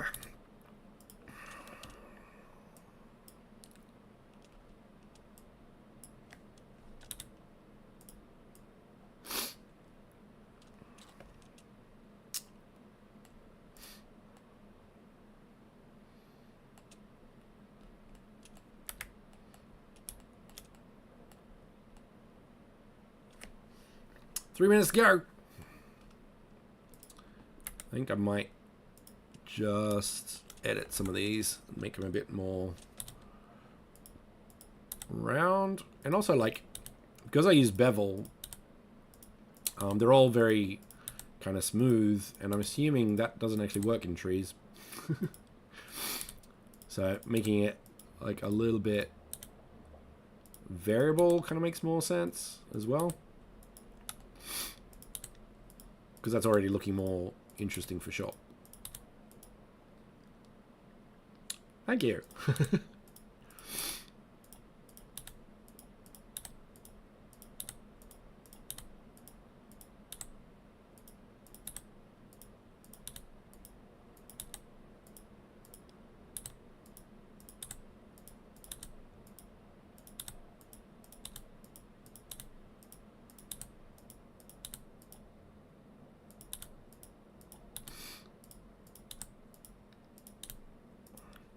Now, some of these you could probably optimize even more, which you want to do. So I'm gonna zap those two together, because now you're getting to like the really refined optimized stage. And if you're looking, like, if you look at stylized work, you'll find that like a lot of the time the art, which could be anything, is actually quite jagged, if that makes sense. So I'm kind of leaning into that and turning it into a craft.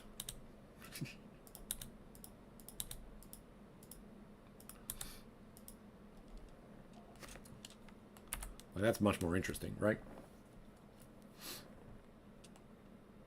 I feel like I want to make that a grid, actually. So let's do that, shall we? At last, get rid of that one. And then adjust that one to down, like so. Better. Now, the other thing happening is you'll see like this is all smooth, which we don't want. We actually want this to sort of have the correct normals. Ooh, let's cheat. For that, I can use weighted normal, hopefully. face area and angle. Or enable auto smooth, or you could just use this, to be honest, like auto smooth. And that sort of cleans that up. So let's...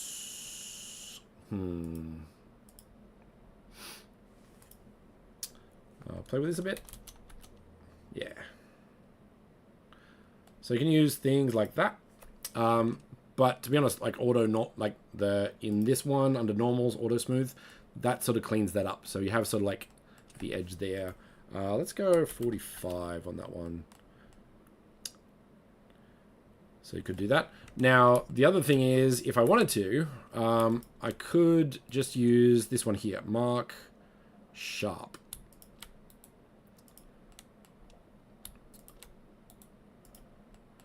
And let's say maybe I'll want like some of these to just be a little bit sharper. So you can do that with this tool here.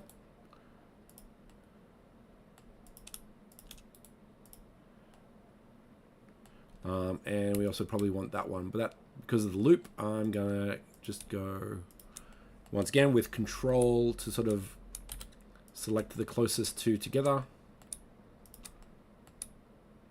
like so, and then go mark sharp.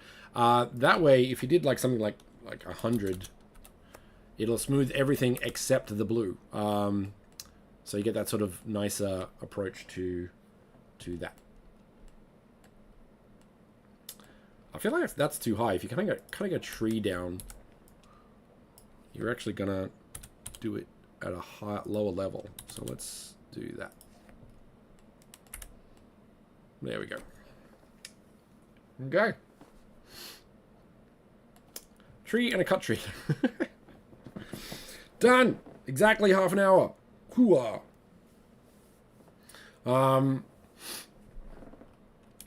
And to be honest, like this uses like that, like this one, this one up here, and like this one down here. So most of this texture doesn't even get used for this approach to it. But as you can see, very powerful, and you can definitely get some really good results with creative approaches to it. So say, for example, change the gradient using the polygons to sort of cut.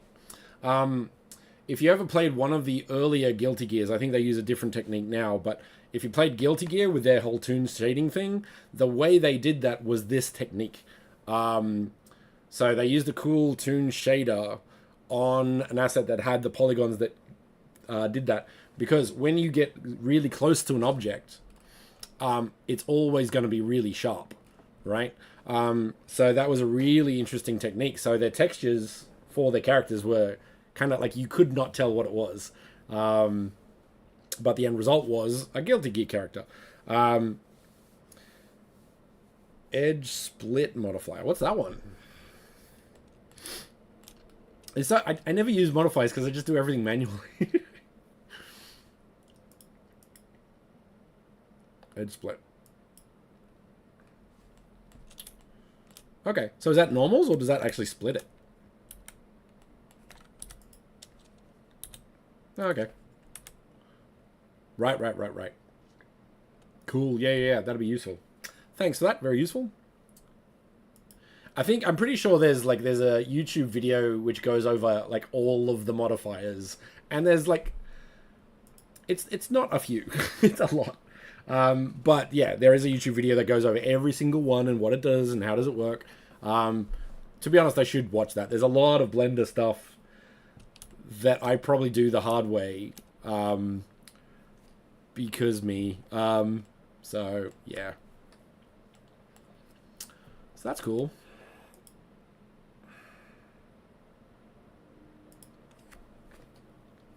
Yeah. That was pretty cool. All right. So that's the perfect 2 hours. So we did a good overview, 1 hour overview of all of the things. So once again, don't do this one. You can use this one if you're doing this one, maybe. But yeah. This one's okay. but as noted, materials are pretty important in a WebGL space, so I'll bounce between these two pretty much most of the time. And occasionally for hero assets, characters, or key things, VRMs will use this a lot. I'll use this a fair bit in VRMs, for example. So yeah, these three are where it's at, to be honest. So yeah. And then we did a quick overview of kind of any questions from chat, which was really quite useful. Good questions there. And then this, a half hour tree and thing. Zap, how'd you go? Did you get one done? Put it in the Discord chat if any of you did it. I want to see stuff. But yeah, I'll grab a picture of this and put it in the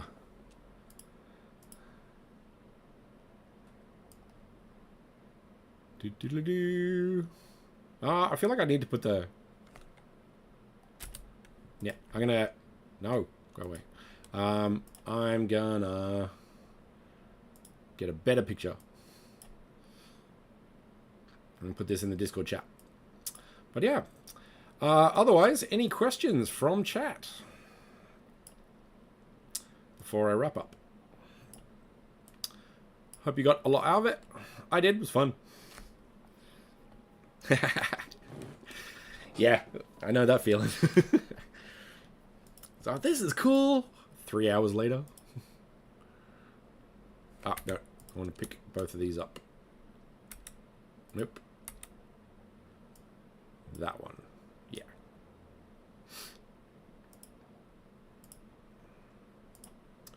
Image.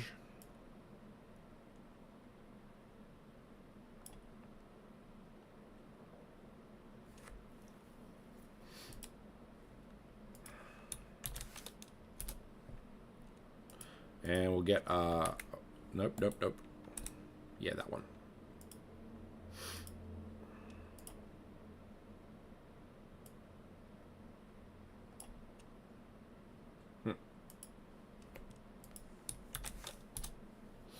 Cool. Done and done.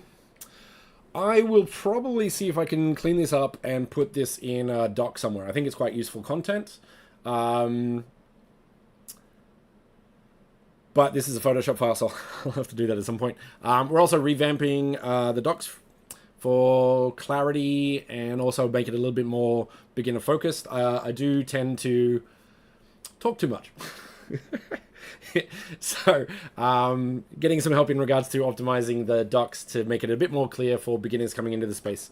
We've got some big plans for the docs eventually, so we'll be doing some fun stuff with that. So yeah. What?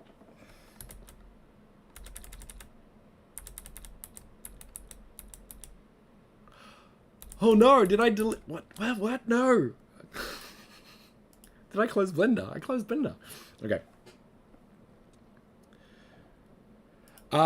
Yeah, so, when it comes to...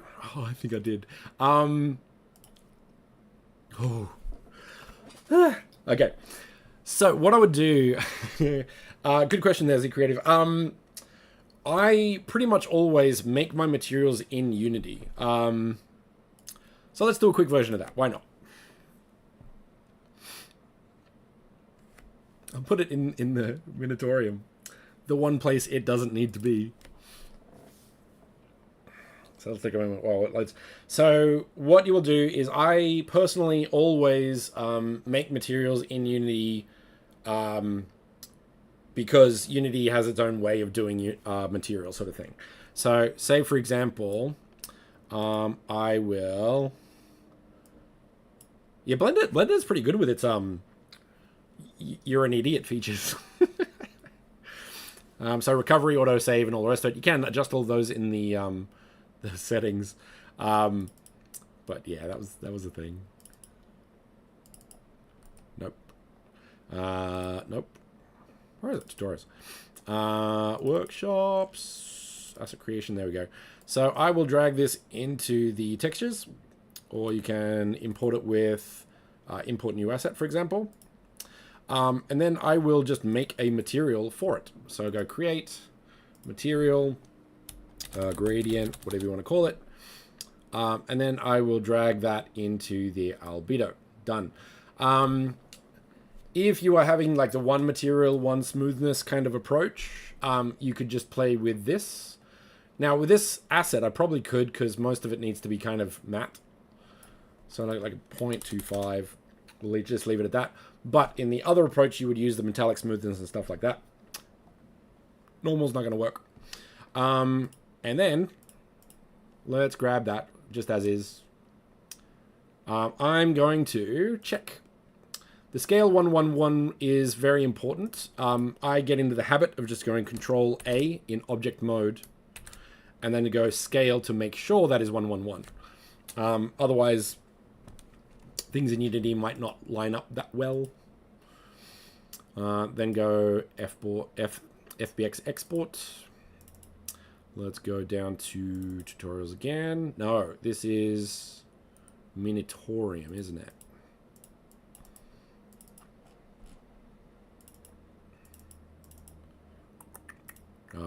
Assets, add your art, tech models, tree.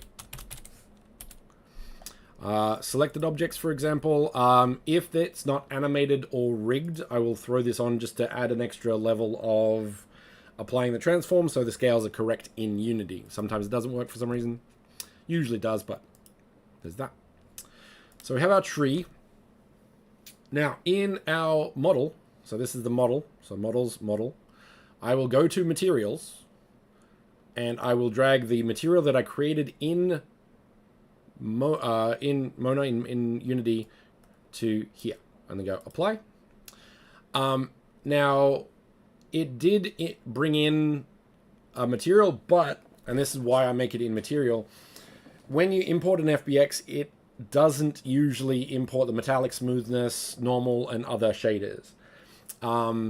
And also has its own setting for what those are.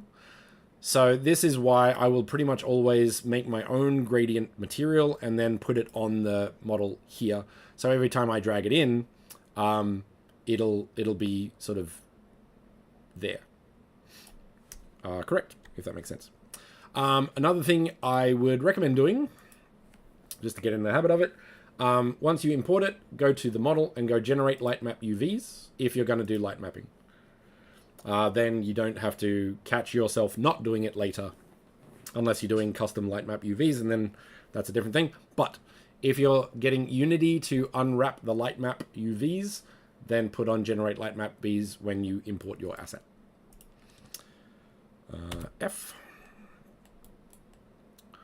Done. We have a tree. It's too small. I will usually always make sure the scale of objects is correct in Blender. Tweaking a little bit maybe in Unity, but I'll usually make the scale better in Blender. So let's do that. So this is a 2-meter tree, for example. So I'm going to put that up to maybe 3. Now notice how the scale is off. So I'm going to go Control A and go scale. That goes back to 1. And then export it again. Put it on the tree. Go export. And through the wonders of Unity, it'll update it for you. Scale's 1:1. And also, because we use the gradient material, we can do that. That also gives you sort of the creativity to kind of do whatever you want.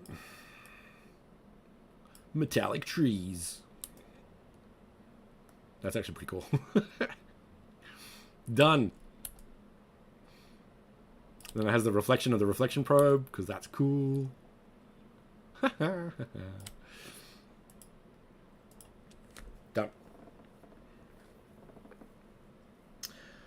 No. Okay, let's go into that, shall we?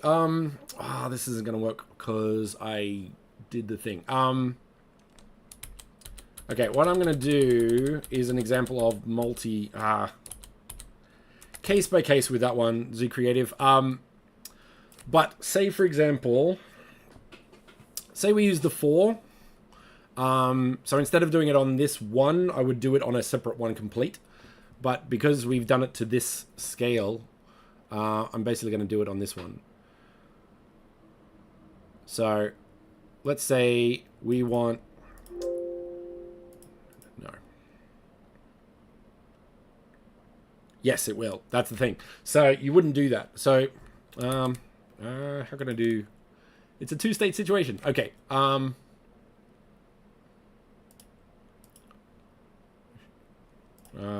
Okay. So say, for example, this was the 4 version texture. So I would, for example, make this part... So I'll do it again. Because it's important and very useful to know.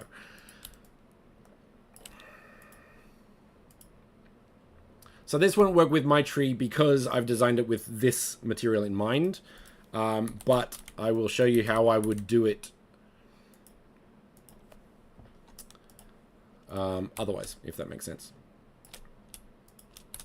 You really want to get the draw calls down. So this is how we're going to do it. Okay. So, as a quick review, when you're looking at materials, normal materials, if you roll over the metallic thing here, metallic is red channel and smoothness is alpha channel. I hate how Unity does this, but this is what we've got to deal with. So keep that in mind. So R, if it is red, that's 1, so metallic. If it is not red, so black on that channel, that is not metallic. So let's look at that. So let's make this one matte. Get the guides.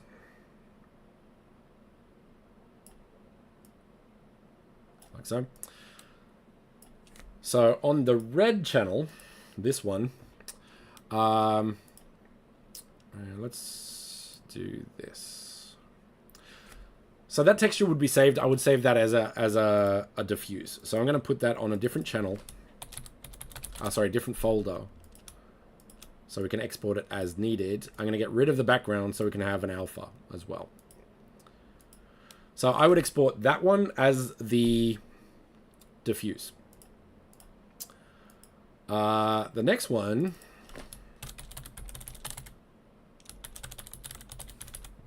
metallic smoothness.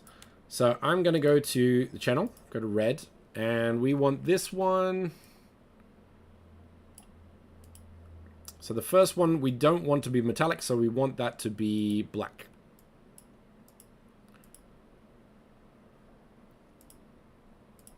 Black. We'll just do it there. This one we want to be metallic, so that one's going to be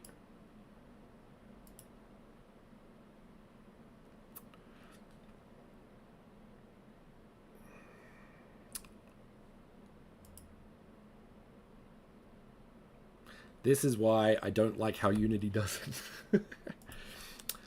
Let's just go with white. I haven't figured out the best way to do this yet, to be honest. Let's put... This is... yeah, these two, we're going to do emissive, and we're going to do polished, but not metallic. So those actually should be black. Because we don't want them to be metallic. There we go. Okay. So, for example, the red channel, which is what we're looking at, we don't want green and we don't want blue, but this is the red channel, so that's fine. Black is not metallic. White is metallic. So this area is going to be metallic. Make sense so far?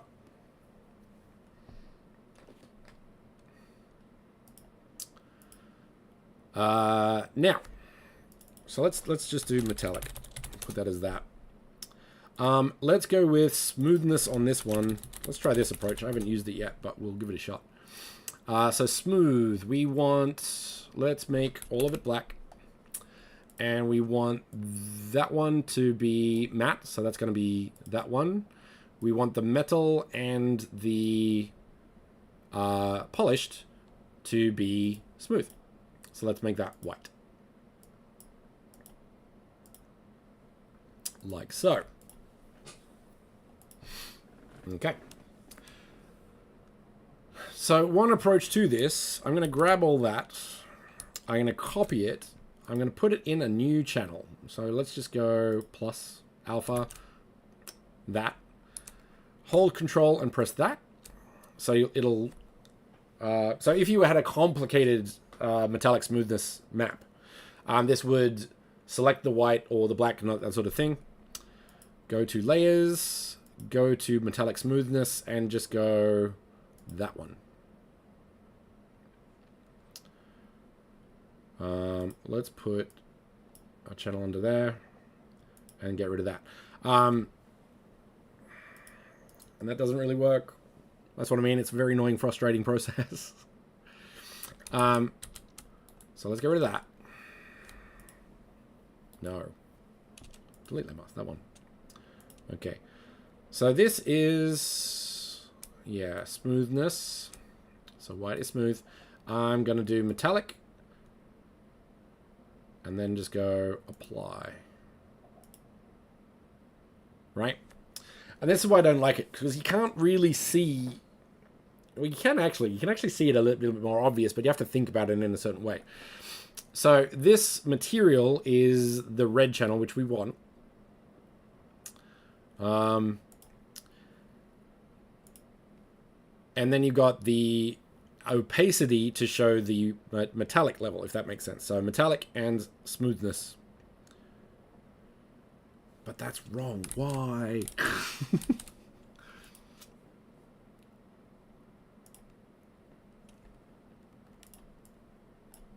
Hang on. I'm going to try something. Put there. Right. It should select that, shouldn't it? Alright, I'm just going to do this. Select inverse. Go to metallic. Apply that. So those two should meet, right? Yeah. So theoretically, that should work for the metallic and smoothness. So that is a save as. No, it isn't. That is a export PNG. Let's put this into our Minotaurium space and see how it works. Apologize for being messy on this one. As I said, I haven't figured out the best way to deal with Unity's approach to metallic smoothness maps. So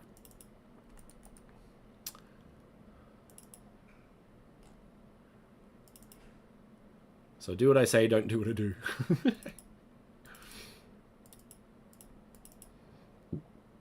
Textures, gradient,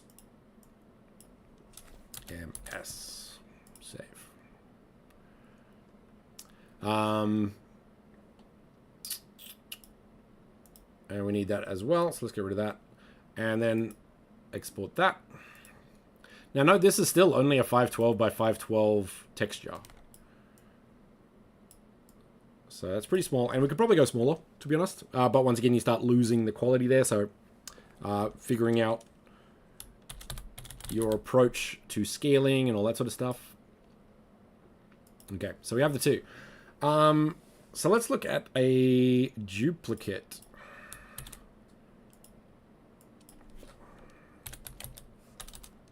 Let's just call this MS, I guess. So gradient. Once again, we have our textures. So we've got gradient texture diffuse, that one there. And then gradient texture MS there. Right, so it does do it differently for some reason. But you get the point, right? Sphere was better.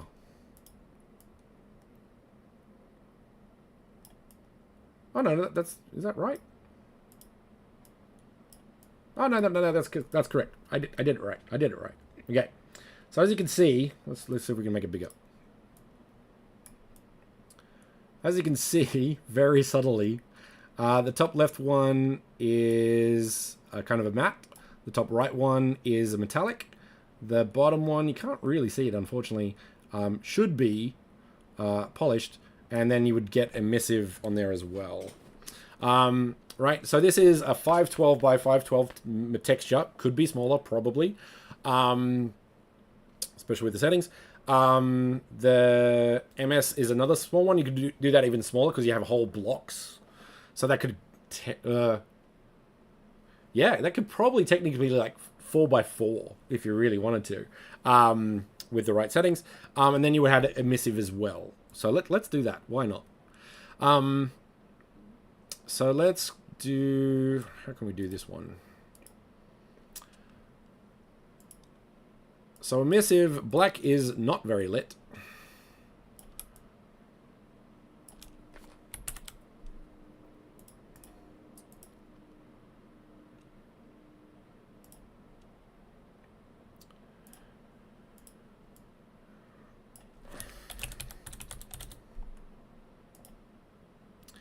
And see how that goes.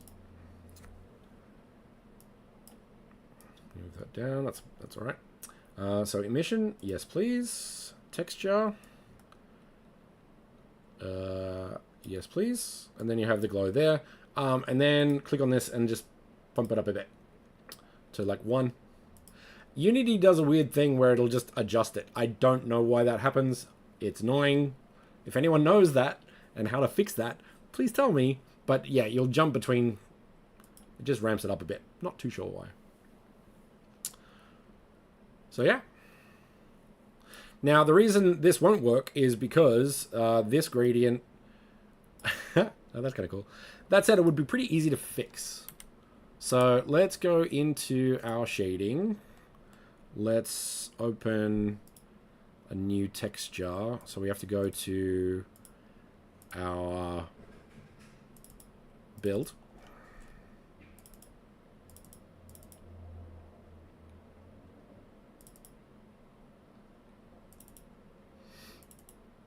Gradient diffuse. There we go.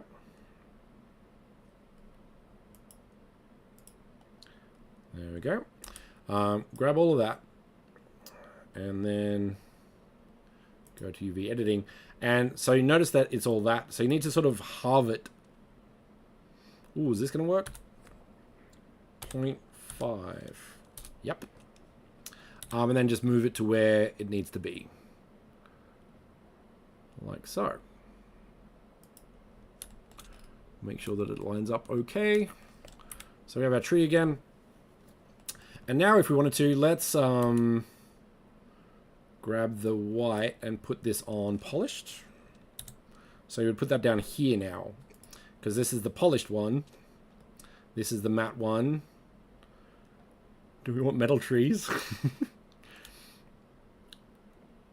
Kinda. Let's do metal snow. Let's see what that looks like. Polished tree. Polished tree. I think that's good.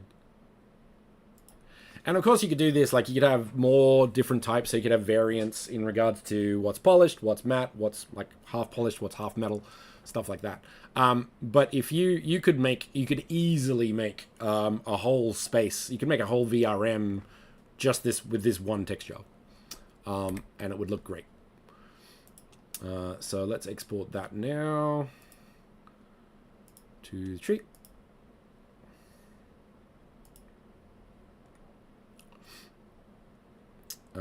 And we also have to apply the correct material onto the asset. So let's put that on there as well. Apply. So notice how it's different. Now this won't change because the original... Oh no, there we go. Yeah. So this is polished, this is metal, and this is kind of a matte.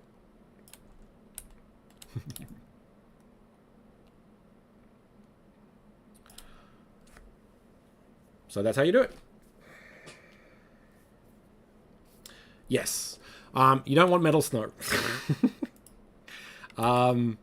So for example, yeah, I would put that into this section. And I'd probably put the tree back in the green, to be honest.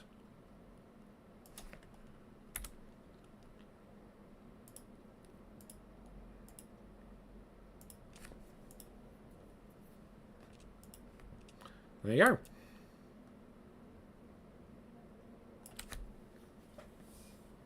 One cool tree. One. One object, one material. Done. Now, the thing is, if I had, like, let's say I made a character using that same material, and I'm not sure if it's automatic or not. I think it happens maybe if you do, like, static on an object. So if you go to static here, batching static, for example. So I think, not too sure, I'm not technical enough, but I'm pretty sure, if you go batching static, it will grab all of the assets that use the one material and make that one object, and therefore it is one draw call. So basically, you're looking at the poly count is definitely the thing that's most important, but the draw calls are super low on that. So, and yes, that's a very good point in regards to how anyone makes anything for mobile and VR, like standalone VR. Same thing, because it's a bit different. So mobile, you can have like 30 frames a second and it's fine, but it's a mobile, so the device is very limited. VR is standalone VR anyway, is interesting on the fact that like you're using basically a phone, but you need a minimum of basically 90 frames a second to have a good experience. Otherwise, people might get sick, because supposedly reality runs at more than, let's say, 80 frames a second. Anything less and you're not going to have a good time. So basically for VR, you'll have a much more limited approach to doing things because of the draw calls, of the textures, and how much stuff goes onto the device. So I'll remind everyone, because this comes up, and it's going to come up a lot, once we get mobile and VR involved, a lot of the spaces will not work on them because they were not optimized enough to work on them. Spatial's approach is very limited. Like it says, you have this amount of polygons, and otherwise it's not good enough. We're a little bit more open on the grounds that you can definitely have a really high-end desktop environment. And some of Faraz's environments like blow my mind in regards to how well they run, even though they're like really big and really high quality. So if you're only going to work on desktop, and I agree, you should be able to make whatever you want, but on VR and mobile, you kind of really have to optimize. So these two techniques, trim sheets or this style especially, is very common for mobile and standalone devices. So yeah, if I made a character or had a bunch of trees or different trees, but they all use the same material, and this whole space could use that material, no issue. That's a really good way to optimize that particular thing. So it has, with that approach, this approach here, you have quite a range of scope. And once again, being creative with your gradient, you could do some really good stuff. So if you had like muscle joints on a low poly arm, but then like slightly did the gradient on each one, you would sort of get that stylized approach. Yeah, you could be really creative with using a texture like this, the gradient approach, to do cool stuff. So do cool stuff. If I wanted to, like, say I really wanted to see what's happening with the material in Blender, I could do that here, for example. So if we pull this up, let's see if we can do that. I won't go into this. Getting a bit long, but you guys are still here, so it doesn't really matter. What am I looking for? This one. So you can do it in Blender if you really want to have a look at it, but generally, because I kind of know that Unity is going to look slightly different because the materials are different, yeah, I just don't bother. And it's a step that, like, if I'm checking in here, I kind of have an idea of what it's going to look like anyway, so I just keep it to myself. So let's grab, oh, which one is it? This one. So I'm going to put that in there. And for this sort of thing, you can do sort of color goes to, now it's smoothness, isn't it? So I'm going to put that on specular. And the alpha on metallic.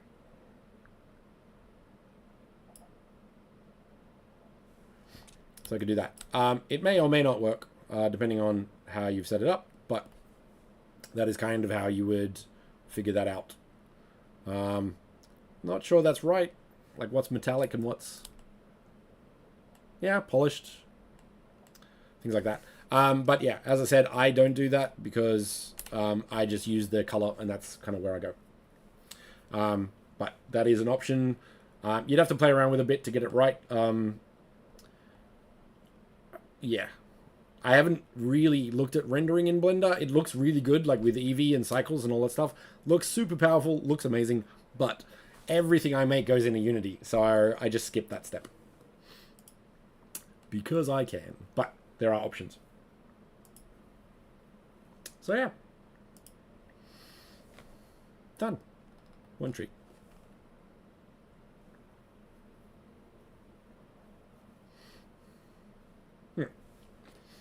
Ta-da! Alrighty, we'll wrap it up there. That's 2.5 hours. Pretty good session. A lot of fun. I enjoyed the half-hour thing. I should do that more often, actually. It's very similar to the what do you call it? Fractillions and Rizzle's Let's Break Things thing. So, if you enjoyed that kind of idea, make sure to go jump in with Rizzle and Fractillions breaking all the things.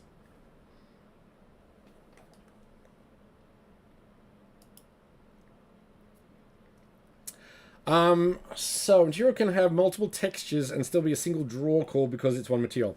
No. Maybe yes. I'm not technical enough to know, but I think material is the key one. The textures are the file size issue.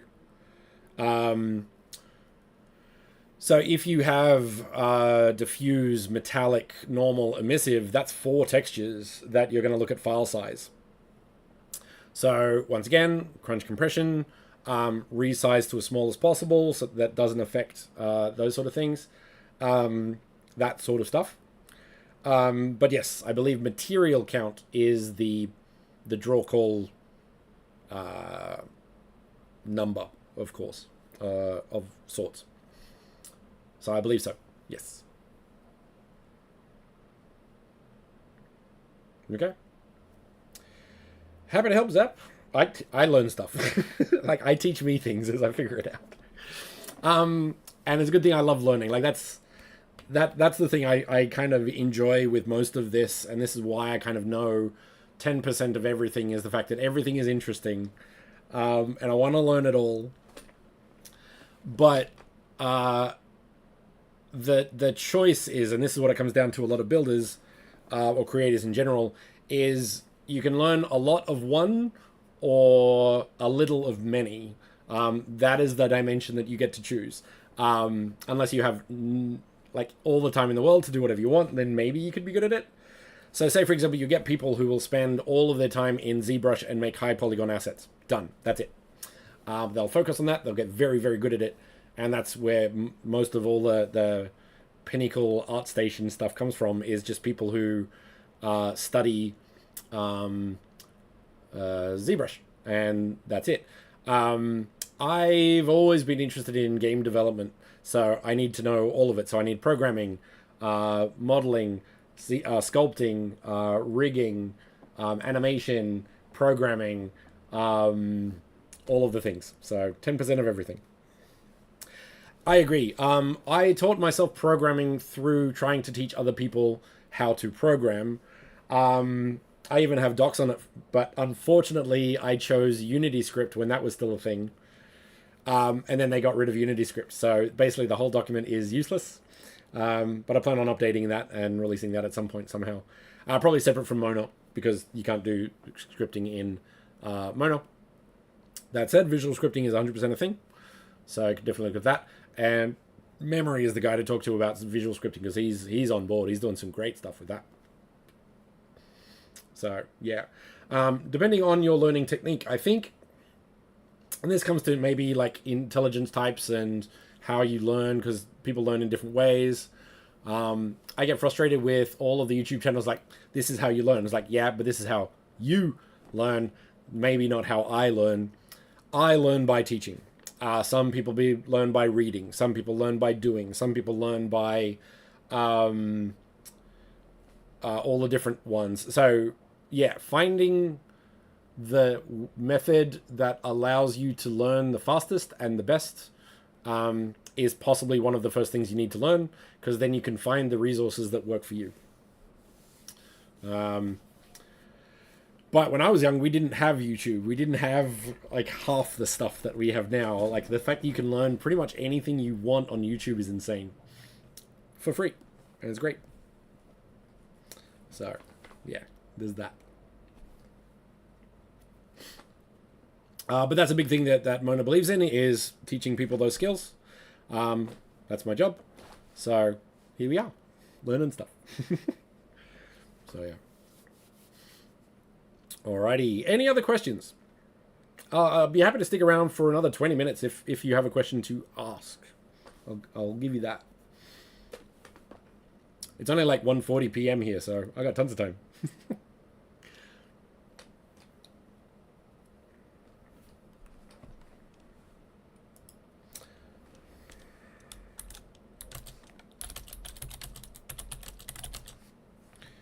How many... Hang on. How many techniques did we go over today?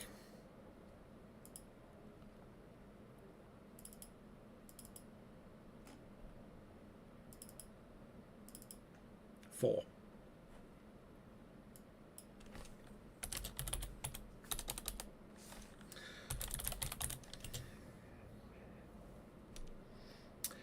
Yeah, make cool stuff, man. I want to see what you can do. Like, what is the coolest thing you can make with just the screw modifier? That's the challenge for this week.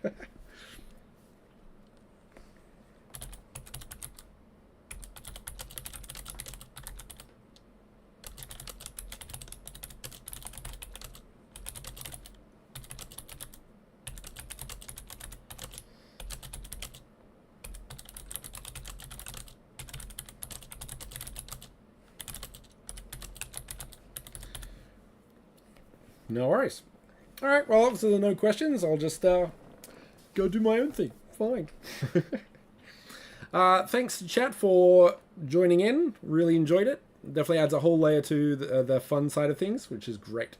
So thanks to Z Creative and Zap. Yeah. And yeah, I'm looking forward to seeing what you create with all of the things we learned today. I'll leave it at that. Have a good day. Let's get some music going on again, because that was cool. Hang on.